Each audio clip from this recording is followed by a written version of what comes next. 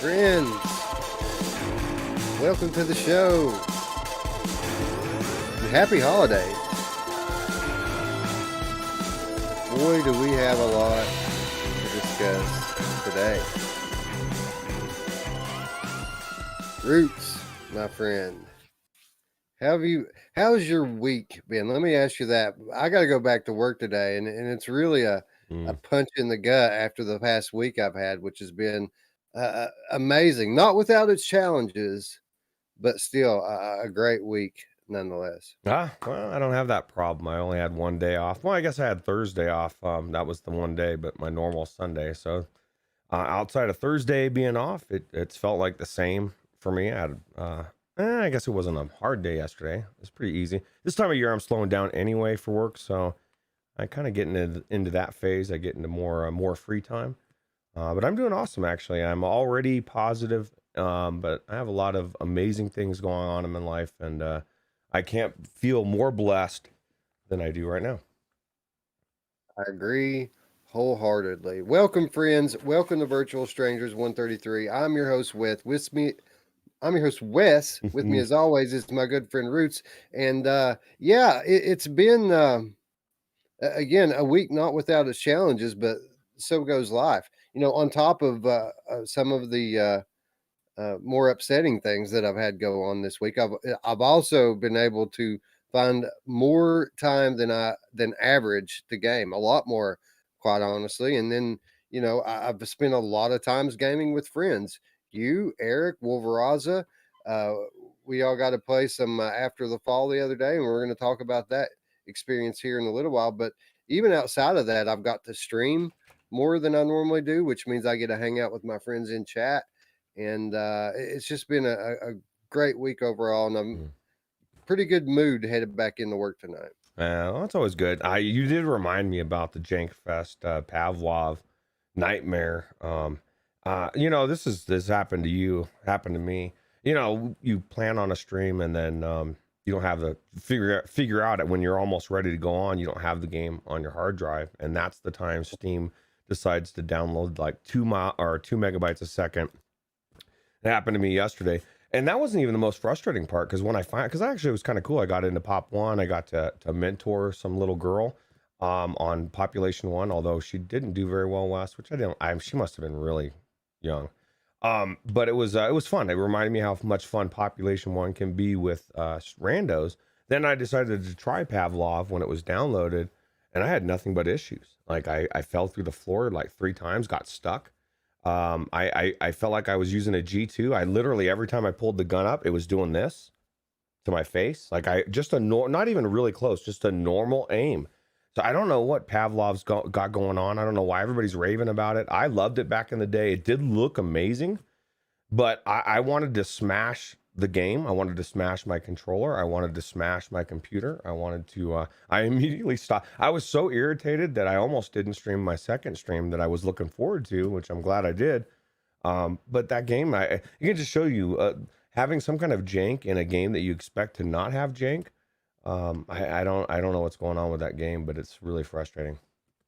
Yeah, and when you're trying to stream it, that just amplifies everything, right? Because you feel like everybody's looking at you while the shit's going on, and then even if it's not your fault, um, it seems like it is. And I get it with Pavlov. Graphics are everything, Roots. We know that graphics are everything, and if the game looks better than it did last time you were in there, then that means that the game is better than it was last time you were in. Yeah, absolutely. And I'll tell you what, it was weird because I went into Pavlov, and the opening scene, or whatever you want to call it, the menu, it's like all snowy and it looks like After the Fall. I was like, oh my God, I had just came out of After the Fall, and I'm like, I'm in After the Fall. So if they could fix whatever they've got going on, I did enjoy the gun game I was playing. And it just really left a bad taste in my mouth for Pavlov. It made me enjoy Contractors for what it is. And so maybe next time we hit the Tundra Dome. Yeah, absolutely. See, that's one thing I didn't get a chance to get too much into was the PvP, but I think it'd be interesting to try for sure. Yeah. We'll definitely have time to get into that. It's going to be interesting to see how the the progression from the runs affect the PvP. If you can gain an advantage by running the co-op, you know what I mean? Yeah. That'll be an interesting dynamic to watch over time. Anyway, welcome friends to the show. Probably this could be our last numbered show before the end of the year, Roots. I mean, we've got a lot of stuff that we have to accomplish between now and the 2021 show. So don't worry, friends. This doesn't mean that we're not going to have a show or that we're not going to be on the air. It just means that our schedule is going to be a bit more fluid for the rest of the year. We will be back this Wednesday to do our final game of the month uh, episode of the year. And then after that, it's full steam ahead on 2021 show. Notwithstanding some new content, some new series that will probably be kicking off at some point in December. Anyway, it's an exciting time for us here. We want to remind everyone, well, in case you haven't noticed, the free stuff in Killer Deal show is kind of it's kind of gone now. It's kind of been retired. As there is another series that we're working on and other things that we're doing beyond that we really don't have time to do the 3 shows every week schedule. So with that in mind, I want to go ahead and remind everyone that this week is your last week to claim your 3 free PlayStation VR titles with PlayStation Plus. If I'm not mistaken, I think this is the last week. I could be wrong about that. But anyway, Until You Fall, The Persistence, The Walking Dead Saints and Sinners, 3 of the best games in VR, all free with your PlayStation Plus subscription this month. I don't think I've said that one time this month. So I just wanted to go ahead and take the opportunity today to remind everyone to get in there and claim your stuff, because I don't know if you're like me, Roots. Since we stopped doing that show, I've quit like claiming my free stuff, and that's a bad thing. 100%. I've said it before, and I was not lying. I get my news from Wes. I get my deals from Wes. And so as soon as the thing went, I forgot about it. As a matter of fact, I went into Epic yesterday I was messing around with GTA 5 before I went online to play online.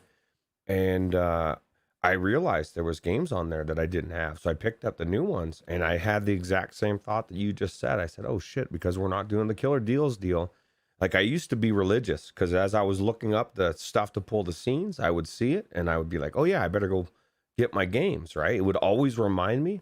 And so that's one of the things that makes me a little sad inside, Wes, that we've stopped doing the Killer Deals, because I've suffered personally by not having probably 5 or 6 or 10 mediocre and maybe good games. I don't know.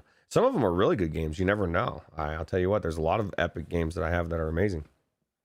So, well, we will continue to find solutions to this. I don't want to just shut off that avenue completely. Deals are something that people care a lot about. And although the viewership did increase the last few weeks that we did it, and they were quite like stacked up to the other 2 shows in terms of attendance, and that may have been all about the time slot. But we'll continue to brainstorm and think of ways that we can bring that to you that doesn't require all of us to get together 1 day per week. Maybe I'll just go live and put the web screen up one night. If there's a lot of sales, maybe we just go live. We put instead of doing a full report, we just go visit the websites in real time and let people see what the deals are. That'd be something we could do that doesn't really require any kind of preparation, and not as a weekly series or a weekly thing. Maybe we do that from time to time when there's sales. As far as the free stuff goes, and remembering to claim your free stuff week after week, month after month, I think that's a perfect thing to put in the reminders. So maybe when Virtual Strangers returns at the beginning of next year, maybe we just add free stuff reminders to our reminder section at the end of the show. yeah, that's a good idea. There's actually a free channel or free stuff channel in the Discord I added. There's a bot that I found that will periodically post, and not only the Epic stuff, but like Ubisoft or whatever. So, if anybody's curious, look into that channel as well, or go into that channel and post what you see that's free, and maybe you guys help us find out what's free as well. So, Well, Raza says, how many PSVR games? If you're talking about free this month, 3 of them. Until You Fall, The Persistence, The Walking Dead, Saints and Sinners, all free with PlayStation Plus, and those are bonus games. Like there's 3 normal games, traditional games are on there, and 3 PlayStation VR games are on there to supposedly celebrate the birthday of PlayStation VR. Um, which I have a feeling, just a hunch, that it might just be a means to keep interest in PlayStation VR until they can make their reveal, which a lot of people speculated is going to come this month in December. that's crazy. Well, I'll tell you what, 2 of the best VR games on PlayStation VR, and the third one's no slouch either. But I would say the Persistence and Walking Dead are I mean, that's hands down, right? 2 of the best. So, Yeah, absolutely. Can't wait for that. We got a lot to talk about. Tons of headlines, awesome featured stories, and extra stuff in the reminders this week. So let's not dilly dally anymore. Let's kick it off the way we always do by saying hello to our friends in chat. Wolveraza, as we mentioned before, is in the chat. He says, "Nope, in the PlayStation Plus library total." Oh, dude, how many PSVR games? I don't know. They gave away Here They Lie. They've given away Wipeout. They've given away Rush of Blood. They gave away. Well, I mean, they gave away like 8 during the Play at Home initiative. I don't know. I would say somewhere between 15 and 20 PSVR titles if you had been subscribed for the entirety of the PlayStation VR lifespan. You've probably had the opportunity to pick up 12, 15, 18 titles, something like that. yeah. Or if you're like me, you got 3. I think I got 3, maybe a couple more. I don't know. Those last 3 that we just picked up, I think I already owned one of them, Persistence. The other 2 I did not own. Man, the Persistence, I'm telling you, if you haven't played that, pick that up now. That is one of the best games. It's so deep. There's so much depth. The gameplay loop that and the fact that everything's changing. It's a very difficult game.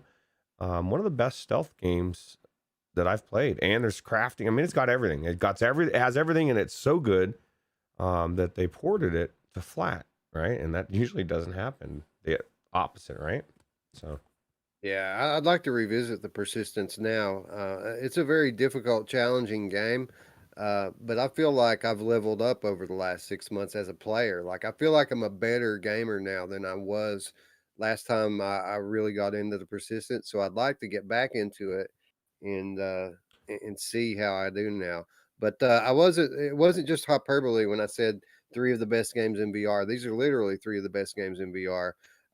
One of them arguably the best game in VR, and the Persistence not far behind. It's a great game, and I'm hoping that now that Sony owns Fire Sprite Games, that when the PlayStation 5 VR launches, that maybe we might get a full-on motion controller update for the Persistence. Yeah, absolutely.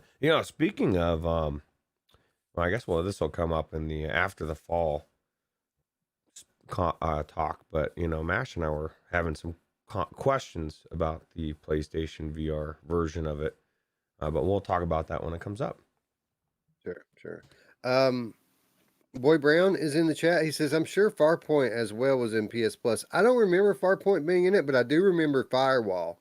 Firewall was a PS Plus title, for sure. I remember that when they started going seasonal, they gave the best base game away.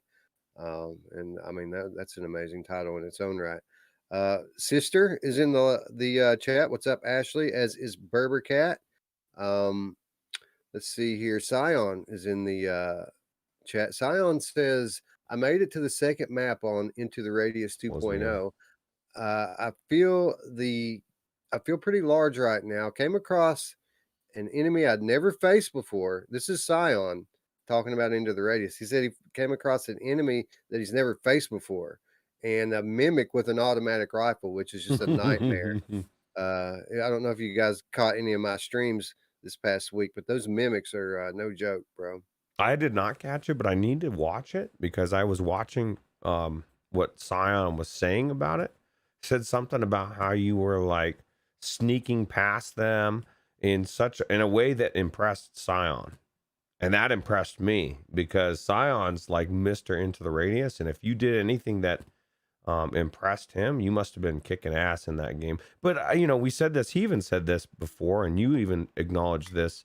And then why you kind of waited is it's kind of like a game made for you in a sense because it's an exploration.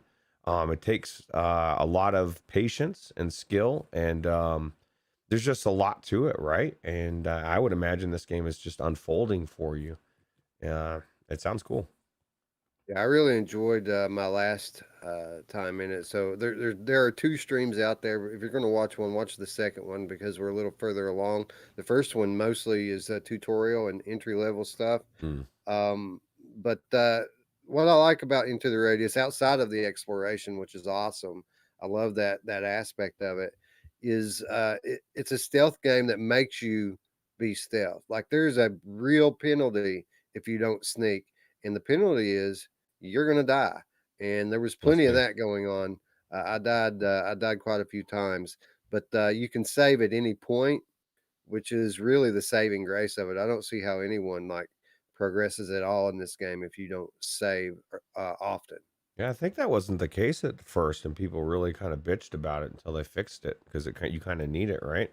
I'm one of those people, Wes. When I did play it, I did die a lot because okay, this is, and don't judge me on this. This is how I go stealth most of the time.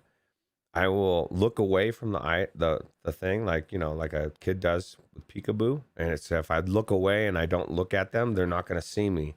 But then I realized really quickly as they're attacking, and especially in this game, thrashing and tearing me to bits, it's not a good strategy, Wes. I need to figure out a better one for sure.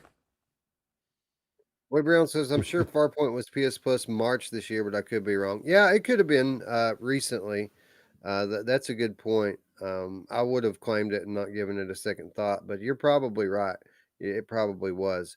Got VR Legs is with us, as is Simplex. What's up, friend? Um, Hack is in the chat. What's up, brother? As is Techno Glitch. Oh God, Techno Glitch is everything working okay, Roots? No, I'm just playing. Techno glitch. The Melon Games is in the chat, as is PD. Hope you're feeling okay, PD. How are you doing? PD has it. Roots. Oh God. Yeah, It the yeah, clown? he's got it. No, yeah, he's got it. Bummer. I'm hoping he seems. I mean, he was complimenting my background, so he must be feeling okay. But I do hope you feel better, PD. A lot of vitamin D. Get out in the sun. That's the biggest thing people don't know about this whole thing is vitamin D. Everybody's levels of everybody that's had it has been low. They should be screaming that from the freaking rooftops, but they don't. It's crazy. Yeah, I watched actually watched a video on that last week. If you have average to above average vitamin D levels, the way you deal with this illness is much improved versus someone who doesn't. That's why you take a vitamin D liquid supplement designed to be absorbed under my tongue, and I feel amazing. Yeah, sublingual vitamin D. I didn't know they made that. I know they do it for like B vitamins because for energy, but I didn't know they did sublingual Vitamin D. B12. I got that right here. Believe it or not, people don't know that about me. I may not eat the healthiest, but I mean, even I take a powder vitamin and minerals that absorbs really well into the stomach, and so I get everything I need, and then I eat. I don't eat much, Wes. I need to eat better. I eat the healthiest. I eat the healthiest animals on earth. You have a wife, bro. Like that's what wives are That for. helps. They're the blessings that God gave us. For sure. Honestly, half of my diet is pizza, and that's no joke. Like I pizza all the time, and I love it. So that's okay. New York style. Kinda. I prefer that. You can't really get a good New York style pizza here, but I do prefer the thin yet soft crust. So that's kind of my favorite. Yeah, yeah, that's good. Uh, let's see here. Ray Delator's with us. What's up, brother? He said I just ordered the club attachment. Awesome. He ordered the Mr. Taz Golf Club. Oh, that's amazing. You want to hear something creepy? What I just read. Simplex says this is scary. The moment I mentioned vitamin D, his Google reminded him to take vitamin D on his phone. It popped up. They're listening. They're listening. Always. They're listening. What? Hey, that's a really weird one. Wow, what happened to my voice? That's not high pitched. Very It sounded oddly calming. very calming. Diz the Game Cat is with us. He says, I've been playing some Golf Plus with my golf handle attachment, digging the full course update. I was thinking about buying it because it is on sale today, the last day, by the way, of the Oculus Quest Black Friday sale. So, I mean, there's probably 30 or 40 games on sale on there. So, if there's something you've been waiting on, you might want to get on and check and see if it's on the list. Golf Plus being one of them. Oh, I wow. thought about picking it up because, I mean, I don't have it. And they did just add that full course add-on with the PGA branding and everything, so it might actually be worth checking out. Well, Radio Runt said when he raves about it, but his disclaimer is to play it on professional. He said they hold your hand too much on the regular. And Boy Brown says he hopes you don't like pineapple on your pizza, Wes. If he does, he questions your soul, or I do. And actually, No. I don't mind pineapple on my pizza with Canadian bacon, with Scion bacon. It's good. Yeah, not me, bro. Pepperoni is pretty much it. I do like some mushrooms and banana peppers from time to time, but that is it. And we had a long conversation on the Discord about this past week. No pineapple, no bueno on pizza for me. I did not see that comment or that conversation. I like jalapenos. Anything spicy, Wes. So. I could probably deal with like some fresh jalapenos. I don't like the pickled ones on there. But like some like fresh sliced jalapenos, yeah, that would probably not be so bad. Oh, don't buy it. Mash says we have it, Wes. We have copies coming. Oh, awesome! Thank you, Mash Daddy. Heck yeah. As always, Masher's on the ball with these quest titles, bro. You know, one of the titles today, as I was doing the notes, I remembered, oh yeah, this is in our library. We can play this anytime we want. Yeah, thanks, Eric, for your help and support. It is invaluable. Yeah, absolutely. The best addition to Virtual Strangers in 2021, in my opinion. Yeah, best edition of all time, Ruuts. Yes, absolutely. He completed us. He made us the Three Musketeers. It was like I was missing an arm and I didn't even know it. I looked down and Eric was there. I was like, oh shit. Hey, what's up, bro? Sergeant Frosty's in the house. What's up, bro? As is the VR Demon. How's it going, man? Let's see here. Let's see. And I see Spry Guy and Dark Angel, Eevee Man versus Gas, which is he's probably scorned after Eric accidentally deleted his comment. Sorry about that, bro. And I think that is going to round out our attendance this week. Roll call is over. Thanks for hanging out, guys. We really appreciate it. Ruuts, what say we get into some headlines? Oh, yeah. And this first headline is one that people have been waiting on for a year to hear these words finally come out of someone's mouth. Hitman 3 is finally getting PC VR support, Ruuts, arriving in January 2022. And significantly, it's getting motion controller support. This is going to be a full VR title in about 6 weeks' time. Oh my god. Oh my god. Well, it was already a full VR title, just not a different platform though. But we've dreamed about this. You know what I mean? And I have to think that it's going to be better than the PlayStation VR version. I haven't been in a long time. I need to go back into it. But for me, that the control it's a little weird the way with the controller and having the hands together. I'm hoping it's full motion controller. I'm thinking, or controls. I think it might, but it could also be kind of like what was that? I can't think of the damn game now. What was that game with where you're in the video game or the A pixel ripped. yeah, Pixel Rep. You could use your separate controllers, but it still had your hands together. They could easily have ported it over that way, and everything would be exactly the same, and they wouldn't have had to change anything. They just would have had to change, you know what I mean, the control scheme.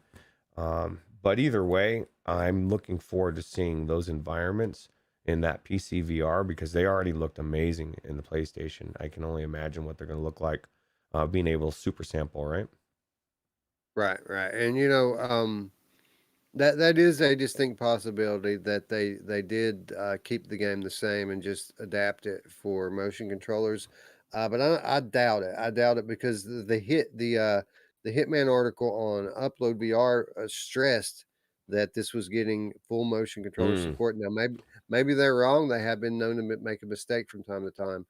But I think this is going to be a full VR adaptation. Now, as far as the PlayStation version goes, you get used to it after you play it for an hour or two.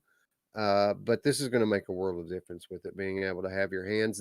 This game is the ultimate sandbox campaign. Mm. It's a story campaign that takes place in a sandbox. You have an objective to take place. There are infinite numbers of ways that you can achieve your objective, and having full freedom with your hands is only going to make it that much more immersive. Um, I'm a bit upset, Roots, because I was about to get back into this on PlayStation VR. Mm. This was the last thing I was streaming before October came along and brought the horror games with it. And I needed to get back into it to kind of reevaluate it for the Game of the Year discussion, which it will be one of the nominees, I'm quite certain. But now I don't even want to pick it back up. I don't want to Mhm. play it on PlayStation anymore because I know that this better version is coming in not very much time from now. So I don't know what to do. I'm going to have to get back in there and give it some more time, but I probably won't be progressing uh, like I would have had this news not come out. Yeah, absolutely. Well, and I'm kind of feeling the same thing. Although, I guess there's a case to be made that, I don't know how far you'd get anyway. I mean, you're gonna be able to really relive it going back through if you play through some of it. See how far you can get and with everything else you're playing. But I don't know. I'm excited either way. Now let me ask you this: DLG 27 says they just picked up Hitman 3 on Epic on sale, getting ready for PC VR support. Is there any possibility that they release this separate, or have they already announced it that it's going to be like if you already own it, you're just going to get the mod for it? Well, the reason why we know it's getting VR support on PC is because it was part of their roadmap for future updates to the game. So I got to imagine that that means that it's not going to be a standalone version, that it's Mm, going to be a VR update to the existing game. And what DLG is saying is true. It was on a pretty hefty discount right now on Epic, or at least it was a few days ago. So if you don't own it, you might want to go ahead and pick it up while you can get it on the cheap. yeah, and 1 and 2 because you're going to be able to play all three of them in VR, right? So that's the Yeah, beauty of it. and yeah, I looked into this last week, and notably, Epic doesn't sell Hitman 2, but what they do sell is they sell a Hitman 2 add-on for Hitman 3, so that you can add those levels in Oh, to your Hitman 3. is it So the same price as the game? it is. Wow, that's got to be amazing for Epic. That's kind of weird, but I guess either way, you just want to play it in the new engine and in VR without the jank. And this is just one more AAA series that's now being brought into VR, full VR, and it's amazing. I mean, the It is. aside from the weirdness of the controls, like you said, you get used to. I have no complaints about the PlayStation VR copy. It's really, really crazy. And this is something that people don't talk about when it comes to Hitman. It's a puzzle game, somewhat, right? Because a lot of times, I like Sure. when I'm walking around this party and I'm like, okay, this is what I need to do. I'm like, okay, well, how am I going to solve this? Oh, well, I could do this, but I don't have a tool for that. So there's just so many, like you said, so many possibilities. It's crazy. Yeah, yeah. The you have to decide how you're going to go about it, whether or not you're going to stealth it or you're going to just brute force it and screw it, and just deal with the consequences of all the heat that's going to come down on you, which is easier said than done. Um, Speaking of which, Dark Angel said in the chat that she's been watching this guy on YouTube who's been playing the Hitman levels and killing everyone in the level. That's his objective, is to kill everyone, which is crazy because most of the levels that I've played, and I haven't played many, admittedly, but most of them have hundreds of people in them, The and beginning ones, guards, especially. yeah, guards and policemen everywhere. Uh, that I mean, I got to imagine you'd be playing for hours on any one level trying to clear it like that. Yeah, absolutely. Simplex says all three Hitmans will be playable in VR on PC? Question mark. Didn't we? That's what I thought. That's what I read. Yeah, yeah, that's how it works, man. Anything that when Hitman 2 came out, Hitman 1 was fully playable in it. When Hitman 3 came out, 1 and 2 were fully playable in it. And each time the games get updated to the latest engine, which means that Hitman 1 and 2 will be updated to the Hitman 3 engine. And that means that they will be fully playable in VR, just like they are on PlayStation. That's crazy.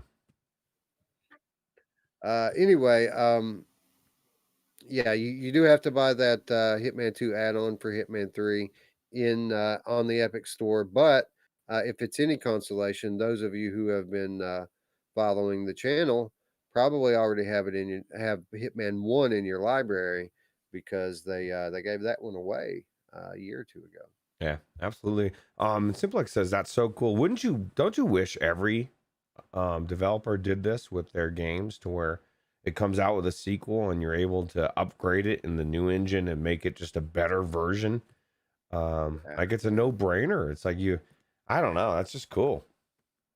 Can you imagine if Sony starts to do this for PlayStation 5 VR with some of their big IPs, like just totally bringing back giving you the new version, a new game that's fully built for VR, but also allowing you to import your older titles into it with updated graphics and like Resident Evil, for example. Imagine if you could bring Resident Evil 7 into Resident Evil 8. And by the way, I know that's not a Sony IP, that's a Capcom IP. But imagine if you could bring 7 into 8 and make it look like 8. Yeah, that'd be amazing. Yeah, Wolveraza says PlayStation VR 2 should get the update day one. Problem with that is I mean, that none of these games are going to be playable. I mean, I would imagine they might re-release it on PlayStation 5 VR, right? And then I'm going to call it what it's called, VR 5 VR. The thing that I guess you coined the phrase, as far as I know. I'm sure other people said it, but I don't know. It's crazy. Yeah, I'm almost certain that they'll do that. That the Hitman 3 will get an update on PlayStation 5 VR, because the game's supported natively on PlayStation 5. So, like, if the PC version is going to get VR support, I got to imagine that a PlayStation 5 would do the same when the VR finally launches. It's very possible that it could be considered a deluxe edition, and kind of because I use this as the example of the PlayStation 5. All these old games or old, maybe newer games that weren't released for 5, but they've got a 4 version, and they sell you maybe not the deluxe edition, but the PlayStation 5 edition, and you can rebuy it for that. I don't know that they'll be giving it for free, but hopefully they will. You know what I mean? Yeah, You saying know what I'm saying? Like with the PlayStation 4, like when I wanted to buy a certain game. Well, I guess some of them they give you the free upgrade. I don't know.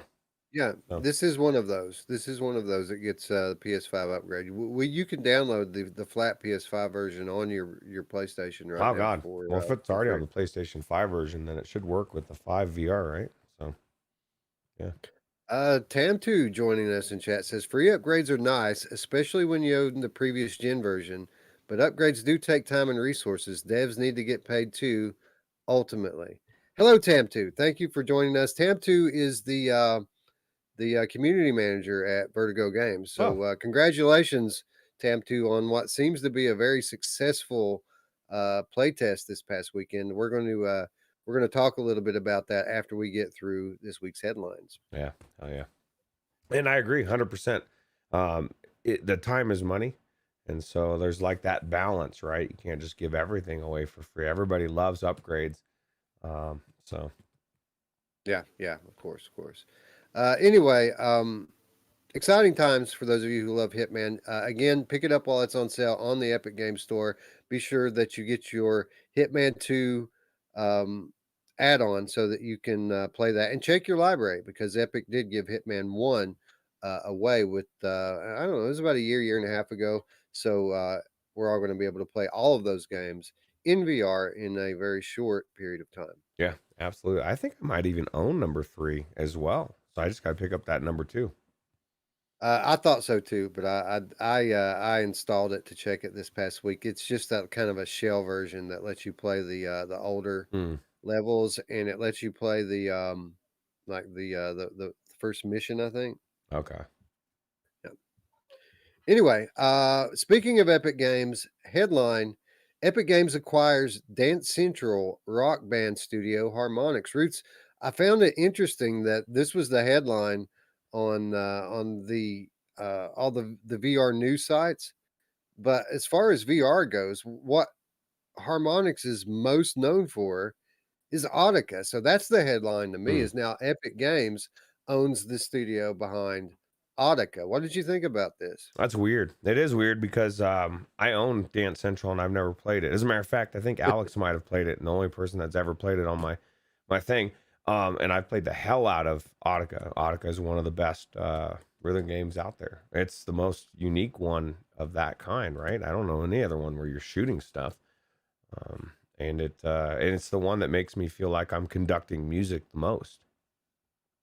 Yeah, we have other rhythm games where you have a gun, but they're not pure rhythm games, right? Those are kind of rhythm action titles like Pistol Whip or Against or Beat Blaster.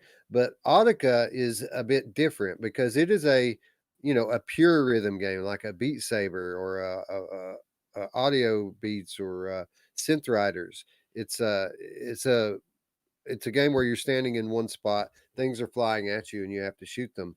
Um, it's interesting, Roots, that Epic picks up Harmonix at this time. And typically, we would be sitting here speculating about what this means for VR, probably giving VR a little bit more weight where this is concerned than it even deserves. But if you read the article, one of the things that they specifically mention is that they're picking Harmonix up as they're considering ways to implement and reinvent how music is distributed in the metaverse. So they use that word, that buzzword that everyone's been using since Connect, the metaverse. So this is specifically a move that they have made with VR in mind, and that to me is exciting, especially when you consider the blossoming relationship between Epic Games and Sony. Yeah, absolutely. I think this is going to be big for VR, which we've already said that. The whole thing about the fact that Epic is picking up companies like this shows where things are headed, right? So Yeah, absolutely. And wouldn't it be cool? A lot of people speculate. Sony's been flirting with the idea of becoming more involved in PC gaming, right? And we see uh, this agreement, if you will, or for some reason I'm having a brain fart. I can't think of the word I'm trying to think of. The collaboration between Epic and Sony becoming bigger and more significant over time. And wouldn't it be cool if like Audica became Sony's like Beat Saber? You know what I mean?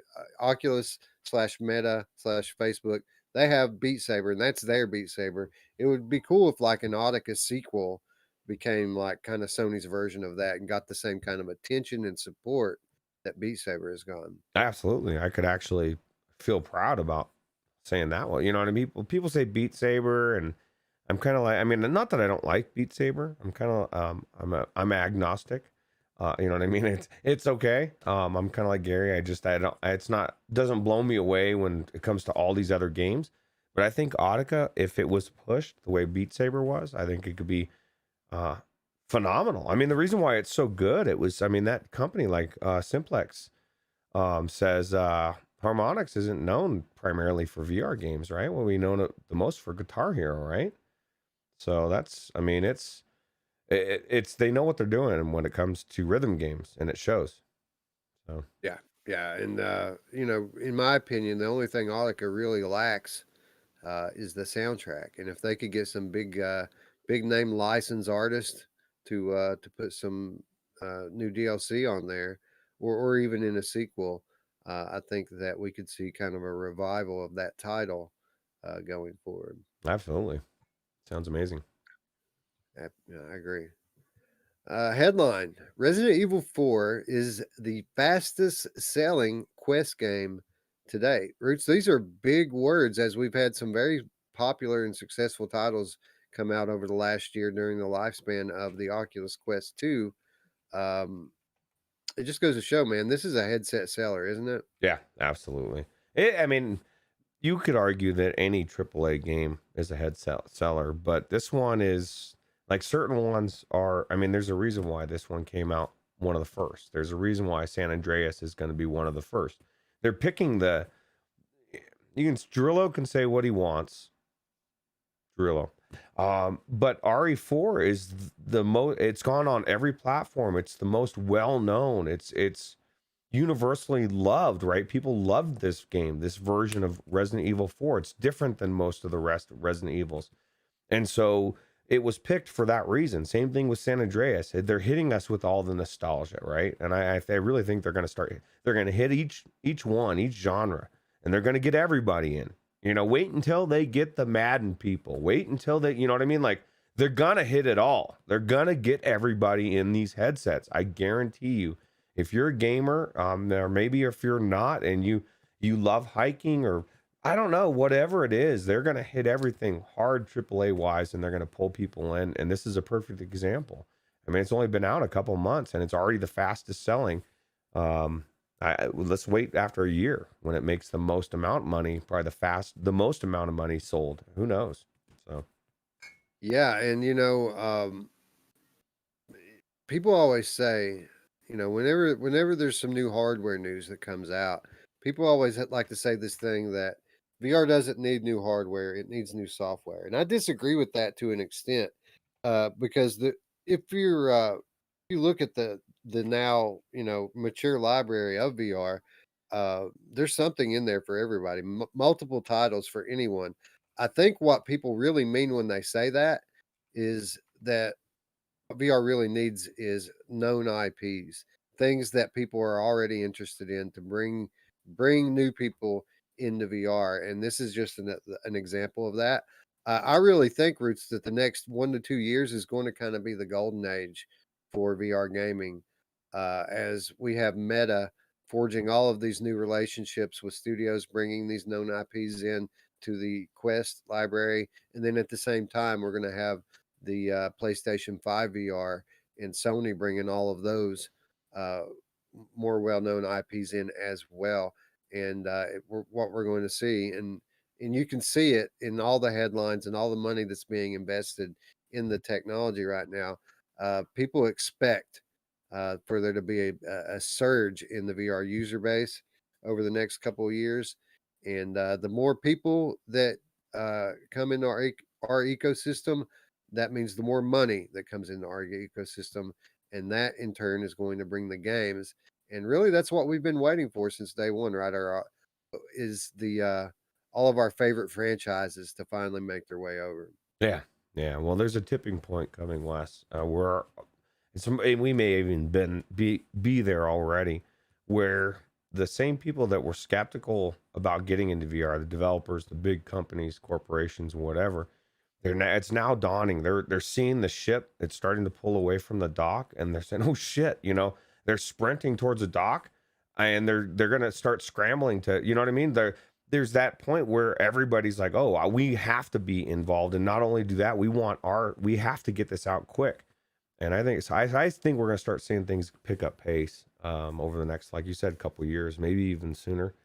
And Yeah. It's going to be, like you said, the golden age of VR. Just getting in there, and we're going to see. Man, I'll even take the old Madden footballs, like EV Man says. Bring them to the Quest too. There's so many games that can be brought back around, and there's going to be different stages, right? So Yeah, yeah, it's going to be a great time, and for what it's worth, I mean, we've already spoken on it, but Resident Evil 4, just an amazing title that we've had a blast with. This is one that I'm actually looking forward to getting back into over the next few weeks and finishing off because I've already got significant time in it. yeah, absolutely. Anyways, headline: Resolution Games acquires Zero Tech, the team behind Carly and the Reaper Man Quest port. So you know, Resolution Games keep making headlines, man. They keep expanding. They open up an AR division. They start publishing games for other studios, and now here we have them swallowing up smaller studios.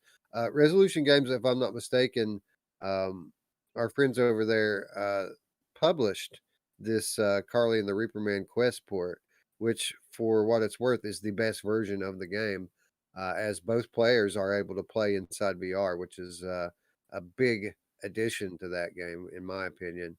But I like what I'm seeing here from Resolution Games. They've had some big success in Gen 1 VR, and we're seeing them reinvest that back into VR and growing their company.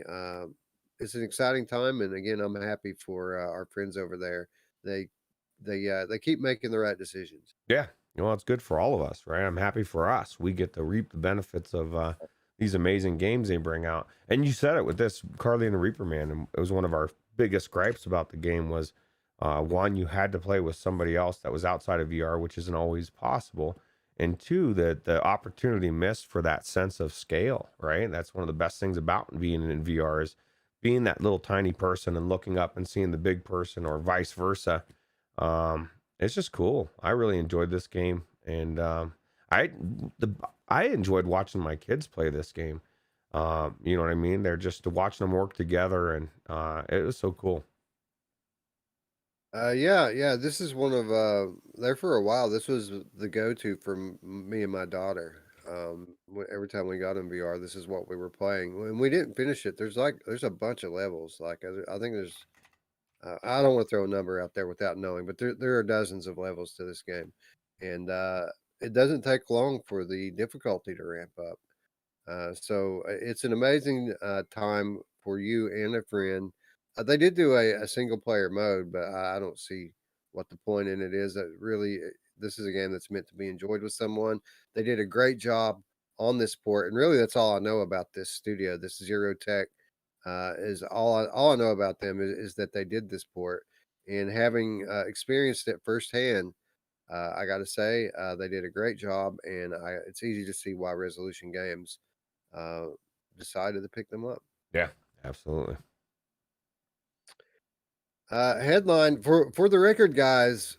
No, the GTA remasters do not have an unfinished VR mode. So last week, you know, the internet was abuzz because, as has been the case with so many other traditional games, uh, there have been files found in the code that contain references to VR. But this idea that maybe there is a hidden VR mode in the brand new GTA remasters has been at this point thoroughly debunked by Upload VR. They vetted this one out, Roots, and apparently all uh, this file does is put the game in first person perspective when you're not driving. So there's no like Oculus SDK, there's no Open XR, there's nothing like that in any of the code that would suggest that they were working on a VR mode for this game, which is kind of a relief, right? When you see how this thing was received at launch, we've got GTA VR on the way. We don't need this type of half-assed effort to come into our library, do we? No, no. If it's got Grove Street games attached to it, you don't want to touch this with a 10-foot pole. Not in VR. I'm enjoying the flat version now that I've modded it, and Rockstar has actually stepped in and they're fixing things. They like literally, it's like they took the ball from Grove Street Games and said, "Nah, we're doing this," which was good. It made me feel good.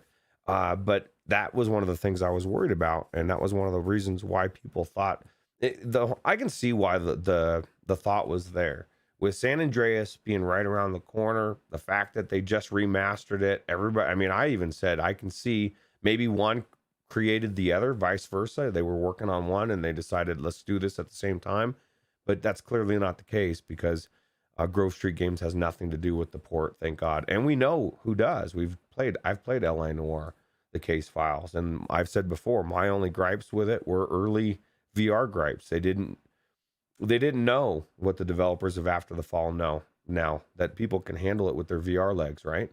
We don't need to hold our hands held like they did back then. It was all about the movement in LA Noire that was bizarre, and the fact that they didn't bring the full game. Those were my two gripes.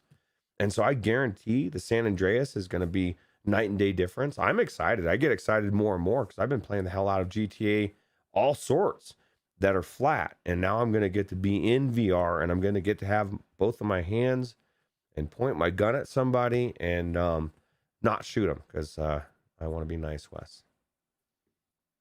The singularity. That's what I call it.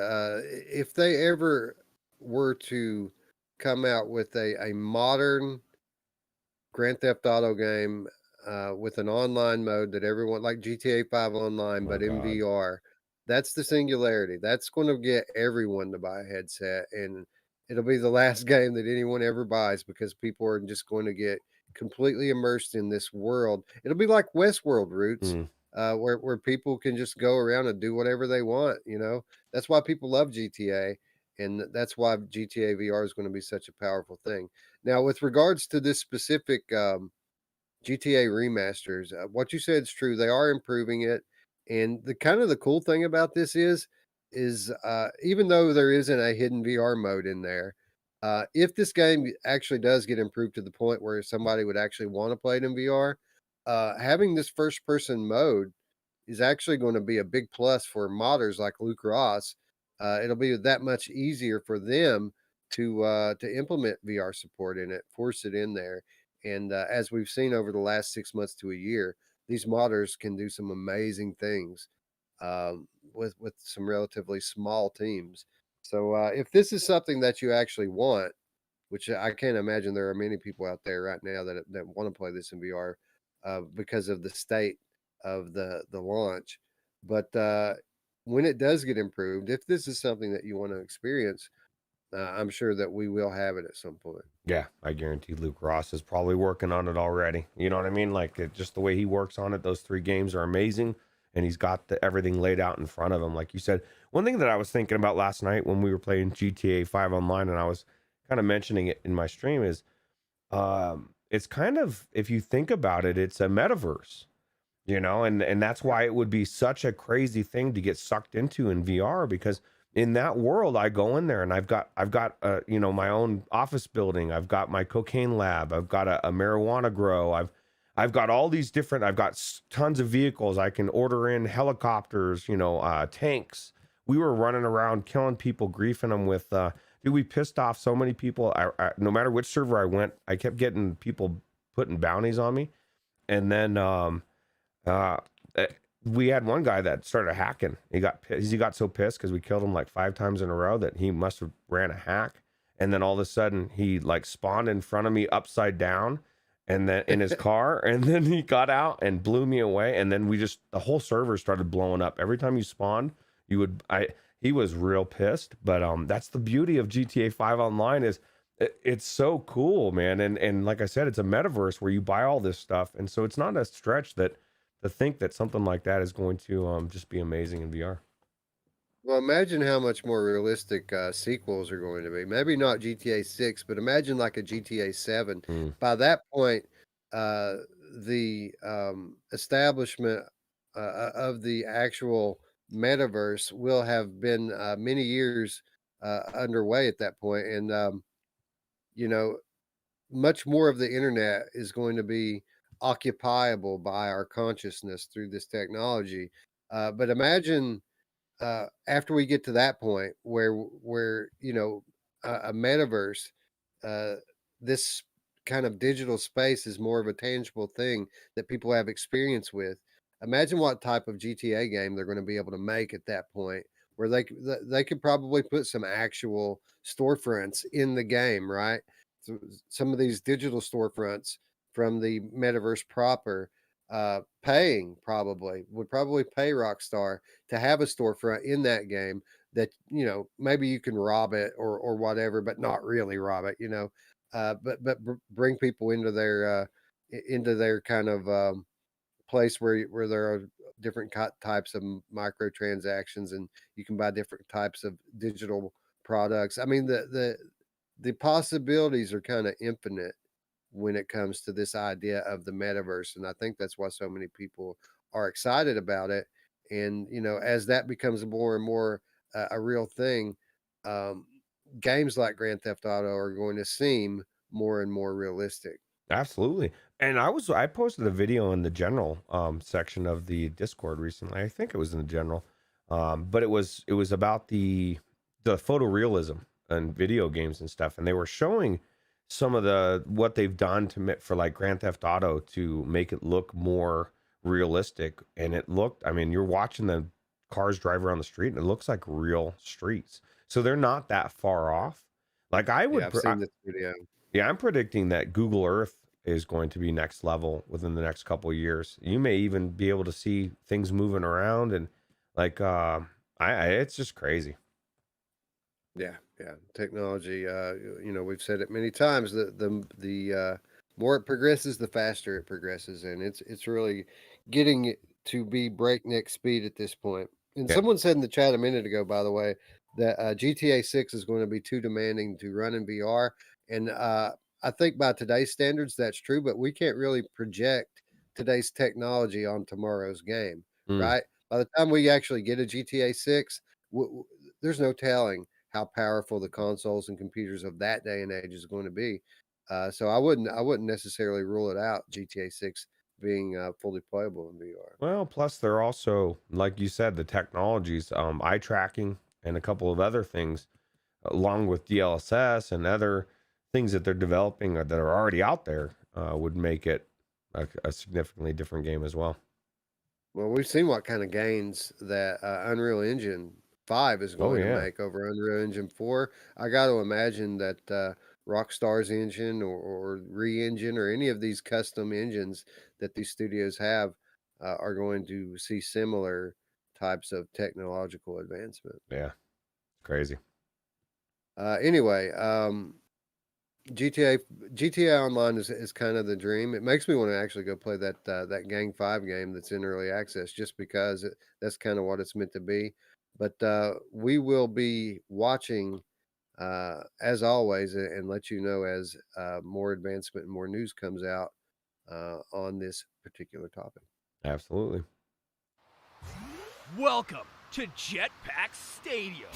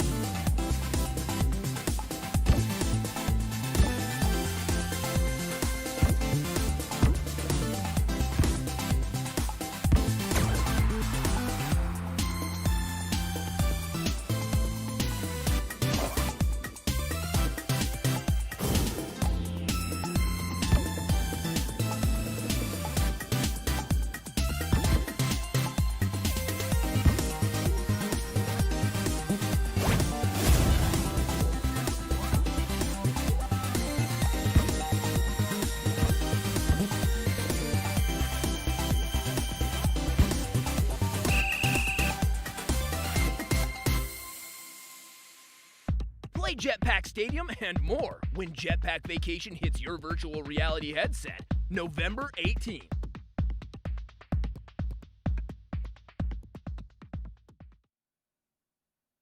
So Mini Motor Racing X comes along.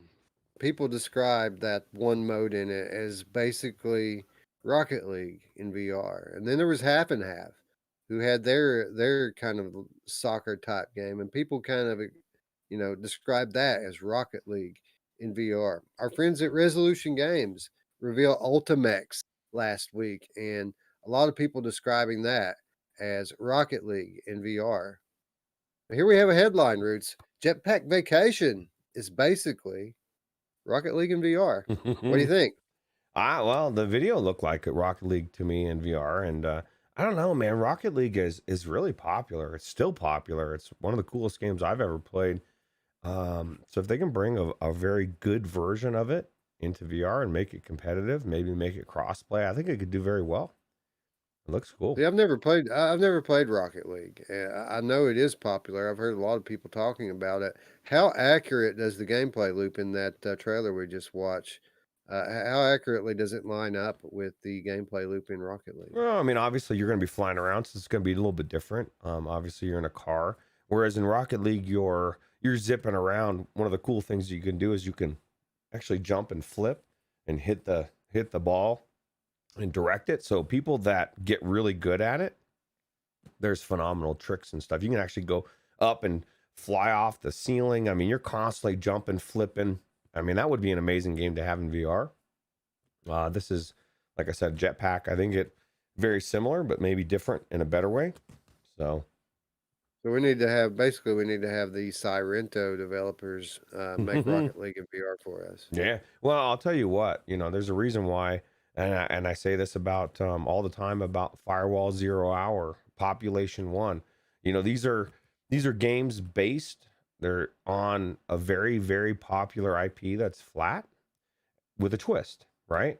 So if you can bring a loved IP into a platform like VR that doesn't exist, but everybody is craving for it until the real Rocket League comes out, this could be very amazing. It has a potential to where you get in and you play it and you're like, fuck Rocket League. I can't stand the way you're stuck on the ground. I want to zip around with this jetpack. I think it's exciting. I love Rocket League, and I think you should try it sometime. It's definitely a cool game for a flat game. Well, does Rocket League allow you to be a watermelon guy taking on Pineapple Man? No, but I couldn't. Well, see, I know being brothers like we are, Wes, I know you can appreciate this. You can be the Back to the Future, and you can have a flux capacitor in Rocket League. But what you just said sounds very amazing as well, because that's what I use when I play Rocket League is the Back to the Future car. Oh, that is cool. I didn't know you could use a DeLorean. That's awesome. Yeah, there's all sorts of different things, skins and cool cars, and it makes the noises. And when you're speed, you have that looks like the trail. I mean, it's just really cool. Yeah, it's interesting, Roots, because we talked about it a moment ago. But we're expecting over the next couple of years many known IPs to be making their way into VR, which would suggest that the time is limited, right? Population 1 came out and gave us our Fortnite, and then Larcenauts came and gave us our Overwatch game, right? So there's only a limited amount of time left now, I feel like, for these VR developers to kind of bring us our VR knockoff of all of our favorites. So people need to go ahead and get their Rocket Leagues in there. What about like League of Legends? I know that's another popular one. When are we going to get our VR League of Legends? We've got what was the name of that game? We have our version of Quantar, the VR Smash Bros, right? I kind of feel like we're in the latter days of this movement, the kind of the VR version movement, because soon enough we're going to be getting these actual IPs coming from the studios behind them. So if this doesn't turn out to be our Rocket League, someone better get on that ball, so to speak. Absolutely. Well, I'll tell you what, man. League of Legends in VR. Oh my God, my favorite is Nami. She's a support and she's a healer. Actually, I use her as a healer. But there's so much strategy to it. And I hear people all the time, there's been knockoffs even flat for League of Legends, and they try to do it first person. Don't reinvent the wheel. Put me in VR, put me behind the character so I can see it, and keep everything the same, dude. You know what I mean? It's so good as it is. I just want to be in the game and see it, be in that world. I don't need to use my hands and use spells and do everything completely different. Make another game for that. That's the biggest thing, is that some of these games, they need to come in as they are, in my opinion, and people can disagree because everything's got to have hand presence. But I love me some League of Legends. Tamtu says, I'd rather Riot make a dedicated VR spin-off title like they're doing right now, expanding the Runeterra world. That's kind of the thing, right? When you're bringing these sort of VR knockoffs, if you will, about, less is more. And I think that's why a lot of these games fail, is that they try too hard to incorporate um, VR features into games that are perfect to begin with, right? And I think that what you're saying here has a lot of validity, and sometimes less is more. And I think that in this specific category of game, that is certainly the case. Yeah. It's I love it. I'm excited. There's so many different games. Like you said, there's a small amount of time for them to get this Rocket League into VR. What I hear is there's a small amount of time for them to get this kind of Rocket League in VR. We're running out of time, man. We're going to be getting all these big titles soon, and that's exciting. So It is exciting. It really it makes you wonder about these. We still haven't had that one big MMO RPG, right? That Zenith, the Elysia. We're about to have another wave of these games that make an attempt at it.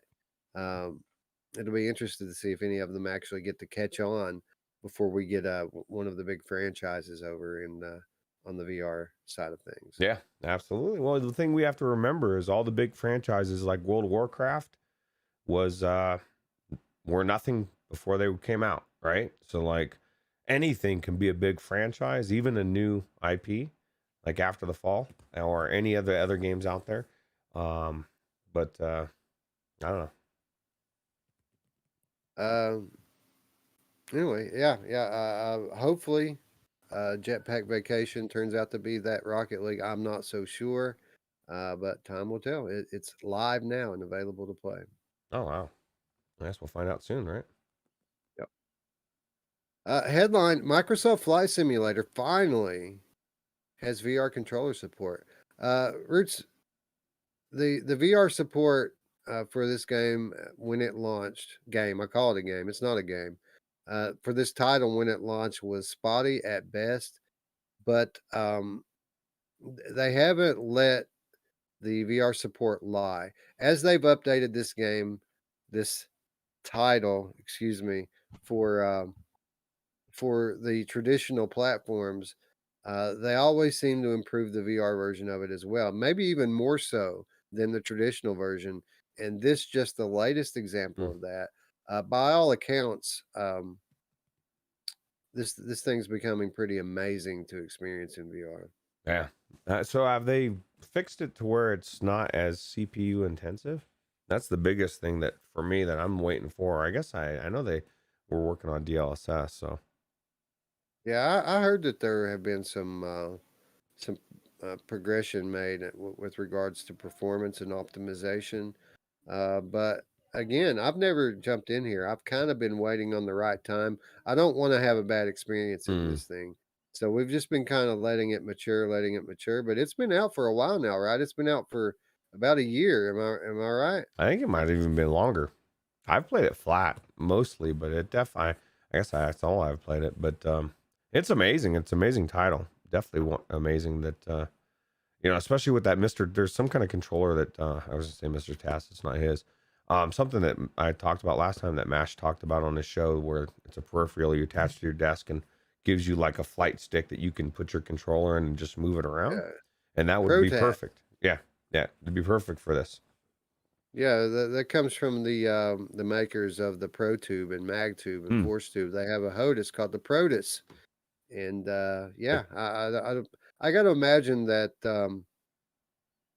support would have to be specifically implemented for something like that. I don't think it could just be kind of a catch-all uh, peripheral that just works out of the box. But it's a great idea, especially when you consider how expensive these HOTUS are. I mean, some of these go up into the hundreds of dollars. But to be honest, HOTUS interests me, and if you're talking about a game like Warplanes or even like Ultra Wings or any of the other VR flying games. This one, I really could care less about the actual piloting in True. Microsoft Flight Simulator. It's all about the ride for me. Whenever I do finally jump into this, I'm going to put it in autopilot. I'm going to give it some destinations, and I'm just going to sit back and enjoy the ride and the scenery. And really, that's what this experience, the value of it to me, is. Yeah, absolutely. I agree. Tech has a good point. He says Microsoft Flight Simulator 2020. That's true. That's So, true. but It, we're at the end of 2021. So, I mean, by that, it could be 2 years old. It could have came out the end of 2020 to 2021. That'd be nonsense. 1 year. One year roots. Exactly. To the day. To the day today. That's it. Came out last year. No, but I'm close on this one, dude. It's by by all accounts, it's a pretty amazing experience in VR, uh, by today's standards. And I imagine, I don't have the beefiest computer in the world, but it's no slouch. It should be able to run this to a fairly satisfactory degree. I think you're good to go in there now. Probably. I would imagine. Well, we're gonna have some time off. Maybe that'll be one of the things I do. Yeah, you know what would be cool with this game? Co-op, or I guess experience. Like, you know Yeah, what I mean? man. Nobody wants to You'd go think so, flying right? somewhere by yourself. I want to go, what if I'm an experienced pilot and I'm like, hey, Wes, you want to jump in the plane with me? I'm going to fly it, show you how good I am. I'm not an experienced pilot, but I'm kind of like you, autopilot only. But it would be cool. I think this would be this is a good tool to learn on as well. I've heard of people actually learning to fly with this software. So that's crazy, right? Yeah, yeah, and it would only make sense to be able to have some, a co-pilot, if you will, in there with you. And yeah, I'm sure that it would be much, or at least notably more hardware intensive if you're bringing someone else in there with Mm, you. But as they continue to optimize it, I mean, it certainly seems that it would be a possibility, right? yeah, I think it'd be cool, man. Because, like, what if I decided to take a flight to Tokyo? Like, that's a long flight. I need somebody with me and I don't expect Wes to sit there with me the whole time. He might go back to dinner, come back. That'd be crazy, though. I don't know. For me, I would love to just take a long flight to nowhere, and then you just put something on YouTube and just chill, right? Sounds like a plan, bro. I'm down. Let's go. Let's do it. We could just split stream it. How about that? Yeah, for real, right? Actually, that would be a good split stream, right? Yeah, Maybe. if it'll stream, that would be a great idea. Yeah, We could race. cool.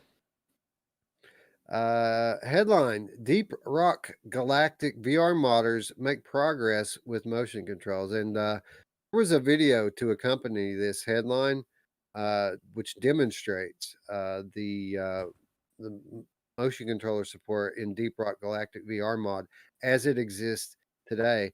But it was a 5-minute video. I didn't think that we should sit here. I mean, it wasn't exactly action packed. It was just showing off, hand interactions. It looks legit, man. It looks like it was meant to be in VR. And for those of you who support on Patreon, of course, I'll link that video in the show notes. And for those of you who don't, obviously this story came from Road to VR. You can check it out on there. This thing looks cool, man. The more I see of it, the more it looks like a game that was natively intended for VR. That's crazy. And now Mash, I guess, just was, he saw this and thought Vorpax and said, let's pick this up on sale. So I already have it in my library, and we just never really played it. And it's cool that this mod's coming out of nowhere. So I'm excited to try it in VR, especially with hand presence. I'll only play games if they have hand presence, because it's the only way to play VR. Maybe not. Right. Yeah, me too, bro. In fact, I only play mods Yeah, because native VR titles just not enough for me, they're bro. not. No. The graphics are terrible, and as we know, if a game has terrible graphics, then it must be a terrible game, right? Yeah, exactly. Or I'll Vorpex it with my keyboard. No, just kidding. Right. Yeah, we're being facetious for those of you new in chat. By the way, hello Jasper. Thanks for joining us. Nah, man, this looks cool. I we always have kind of said that it, this is kind of going to be PCVR's identity going forward as kind of the home for mods. To be honest, though, when I said that, I really didn't expect uh, the kind of support for modding. I mean, PCVR modding has blown up over the last 2 to 3 months, and uh, I think it's awesome. I think it's great. I think that if they keep it up, that it's going to be a selling point, right? It's going to be a reason by itself for people to buy into PCVR just for the mods. Yeah, absolutely. Wolveraza says it's on Xbox Game Pass. Can you Vorpex those titles? You absolutely cannot Vorpex those titles because the Microsoft Store will not allow you to hook the program. It's a real pain in the ass. I think there may be ways to try to get around it, but they really don't want you doing that. So it's that's kind of a pain. But Well, you don't need to just buy it. Normally, I'm assuming. Well, I don't know. I don't know how the mod will work. This mod may be different than normal mods. So, but you know what? This game's been out for a little while now. I'm sure that if you start watching for a sale, that's a good thing about these mods. We typically know that they're coming for a little while before they get here, and you can watch for sales on these titles and have the games in your library ready for when the mod actually gets released to the public. Resident Evil being a great example of this. RE2, RE3, we know these are coming. Now's the time to pick them up. yeah. Uh, this game, so many others we know are coming to VR. I mean, even like a game that's not a mod, like Hitman 3, like we were talking about earlier. It's on sale right now on Epic Store. Um, go ahead and pick them up because unfortunately, as Root said, it's not all cut and dry when it comes to Game Pass. Yeah. Well, I guess, and Yesuri Bob says, and I assume they all were attached to the store, but he said that, and this makes sense. The Xbox Game Pass ones that are not attached to the Windows Store, you can hook because it is the Windows Store that is putting up that barrier, the Microsoft Store. So That is a good point. So thank you for that. Yes, sir, Bob. What's up, Space Dennison? What's up, Derail? What's up, my friends? Thanks for hanging out with us today. Yep. Headline: Blade and Sorcery Nomad gets mod support with the new upgrade. It's interesting, Roots, that we're talking about mods here because Blade and Sorcery recently came to Oculus Quest 2. And while it got some decent reviews, a lot of people pointed out notably that the thing everyone that loves about the PC version is the modding, and that you can't do that on Quest. Apparently, you can do that on Quest because mod support was just added in this past week, and already some very good fun mods have been released for it. And I got to imagine that now that this is a possibility, it won't be long before the dam breaks. yeah, absolutely. Well, it's the best part of PC gaming, right? Is mods. So that's cool. Yeah, it's cool that you know people like. I mean, Blade and Sorcery specifically. This is a mod heavy game. The things that people love the most about it are, for example, playing with lightsabers. Having lightsaber battles in it. There's all sorts of different things you can do with the PC version, and I mean, we're talking about a physics-based sandbox here. There really aren't very many other types of titles that lend themselves to modding as well as something like this. Yeah, absolutely. I love the fact that they're bringing this to Quest, you know, because I mean that it's not just going to be this kind of game, right? All games, because that has been the misconception. There's not really mods. Pavlov. Actually, I shouldn't bring up Pavlov anymore. It's going to make me really get pissed. Contractors. One of the best things about contractors are the maps, right? All the custom maps. And this is one of the most frustrating things about playing contractors on the Quest is you kind of are limited in the games. Like if you're gonna play with somebody else that's I don't know, is they even crossplay? I thought it was crossplay, but maybe I'm all wrong on that. But it would contractors is crossplay. yeah, so you're gonna limit yourself to lobbies, right? And or your friends are gonna have to limit their games. And some of the best maps are the maps that are custom, right? So yeah, and yeah, I agree. That's the most exciting part of this story to me. It isn't so much about Blade and Sorcery because I'm not the biggest Blade and Sorcery fan, but the idea that modding becomes a more frequent thing, a more common thing on the Quest 2 platform, that's a big deal because of games like Contractors. Um, you know, people bring these titles to Quest and they expect that some of their PC user base is going to come along with them to Quest. But certain games, uh, like Blade and Sorcery, like Contractors, people are going to stay where they're at because they love the modding so much. But now we have this example to point to. Beat Saber is another good one. Beat Saber modding, absolutely a thing on Quest. So hopefully we see this come to some of these other titles in the near future and make this standalone platform a bit more PC like. yeah, absolutely. It's exciting times. Just I told Tech I'd show 'em. Just because every time I drink something like this on here, everyone always thinks it's beer. It's actually root beer. It's okay. It's a Boyland root beer, pure cane sugar, and it's amazing. It's a little slice of heaven, Wes. It's Roots beer. It's Roots beer. Absolutely. There you go.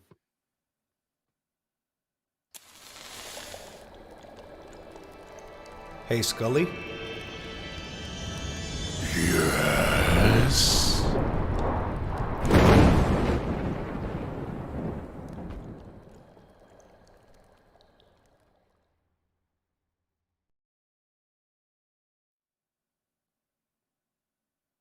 Headline: Waltz of the Wizard teases power of magical vocals. Roots, this game intrigues me, this Waltz of the Wizard. I've never played that, although knowing that this is kind of one of the OG VR games. I never quite got into it in the beginning because it was a bit simplistic for my liking. It seemed more like a little tech demo than anything.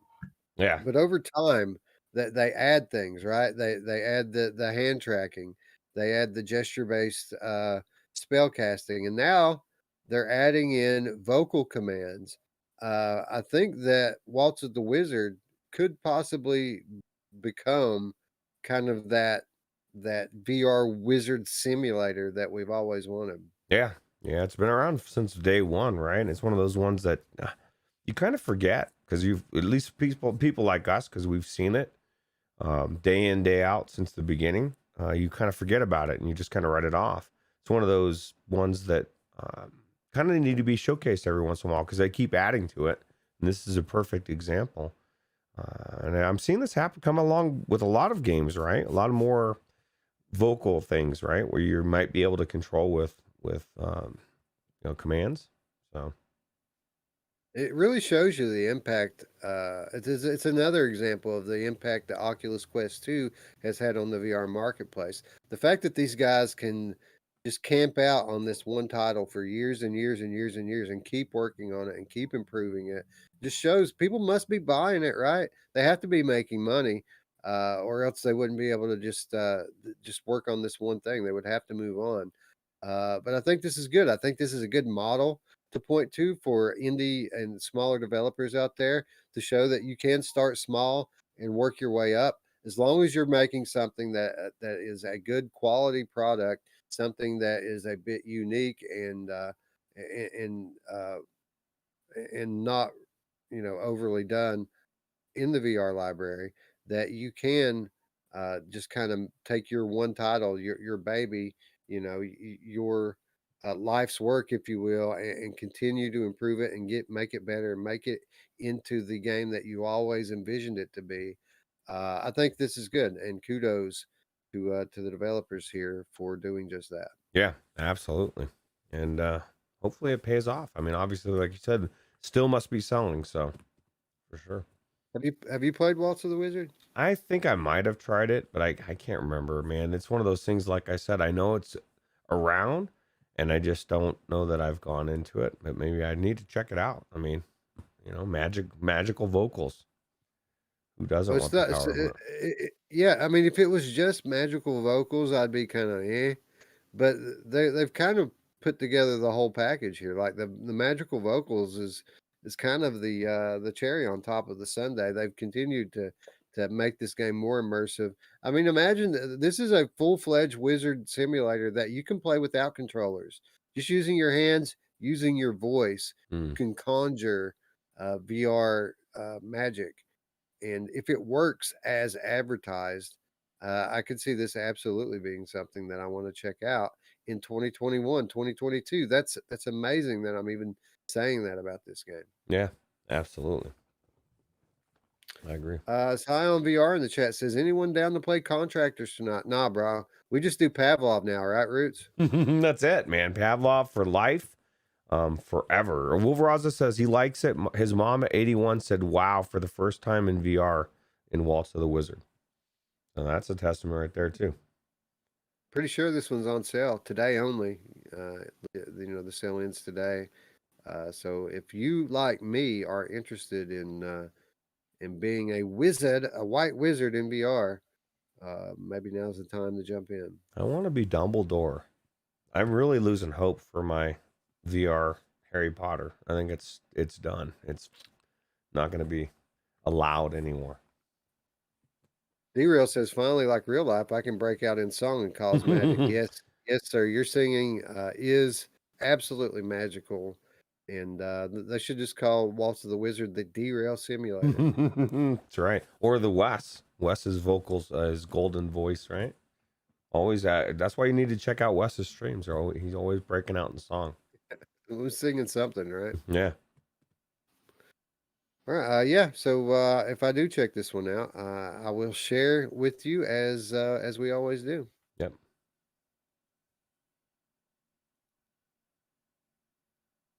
Oh, whoa.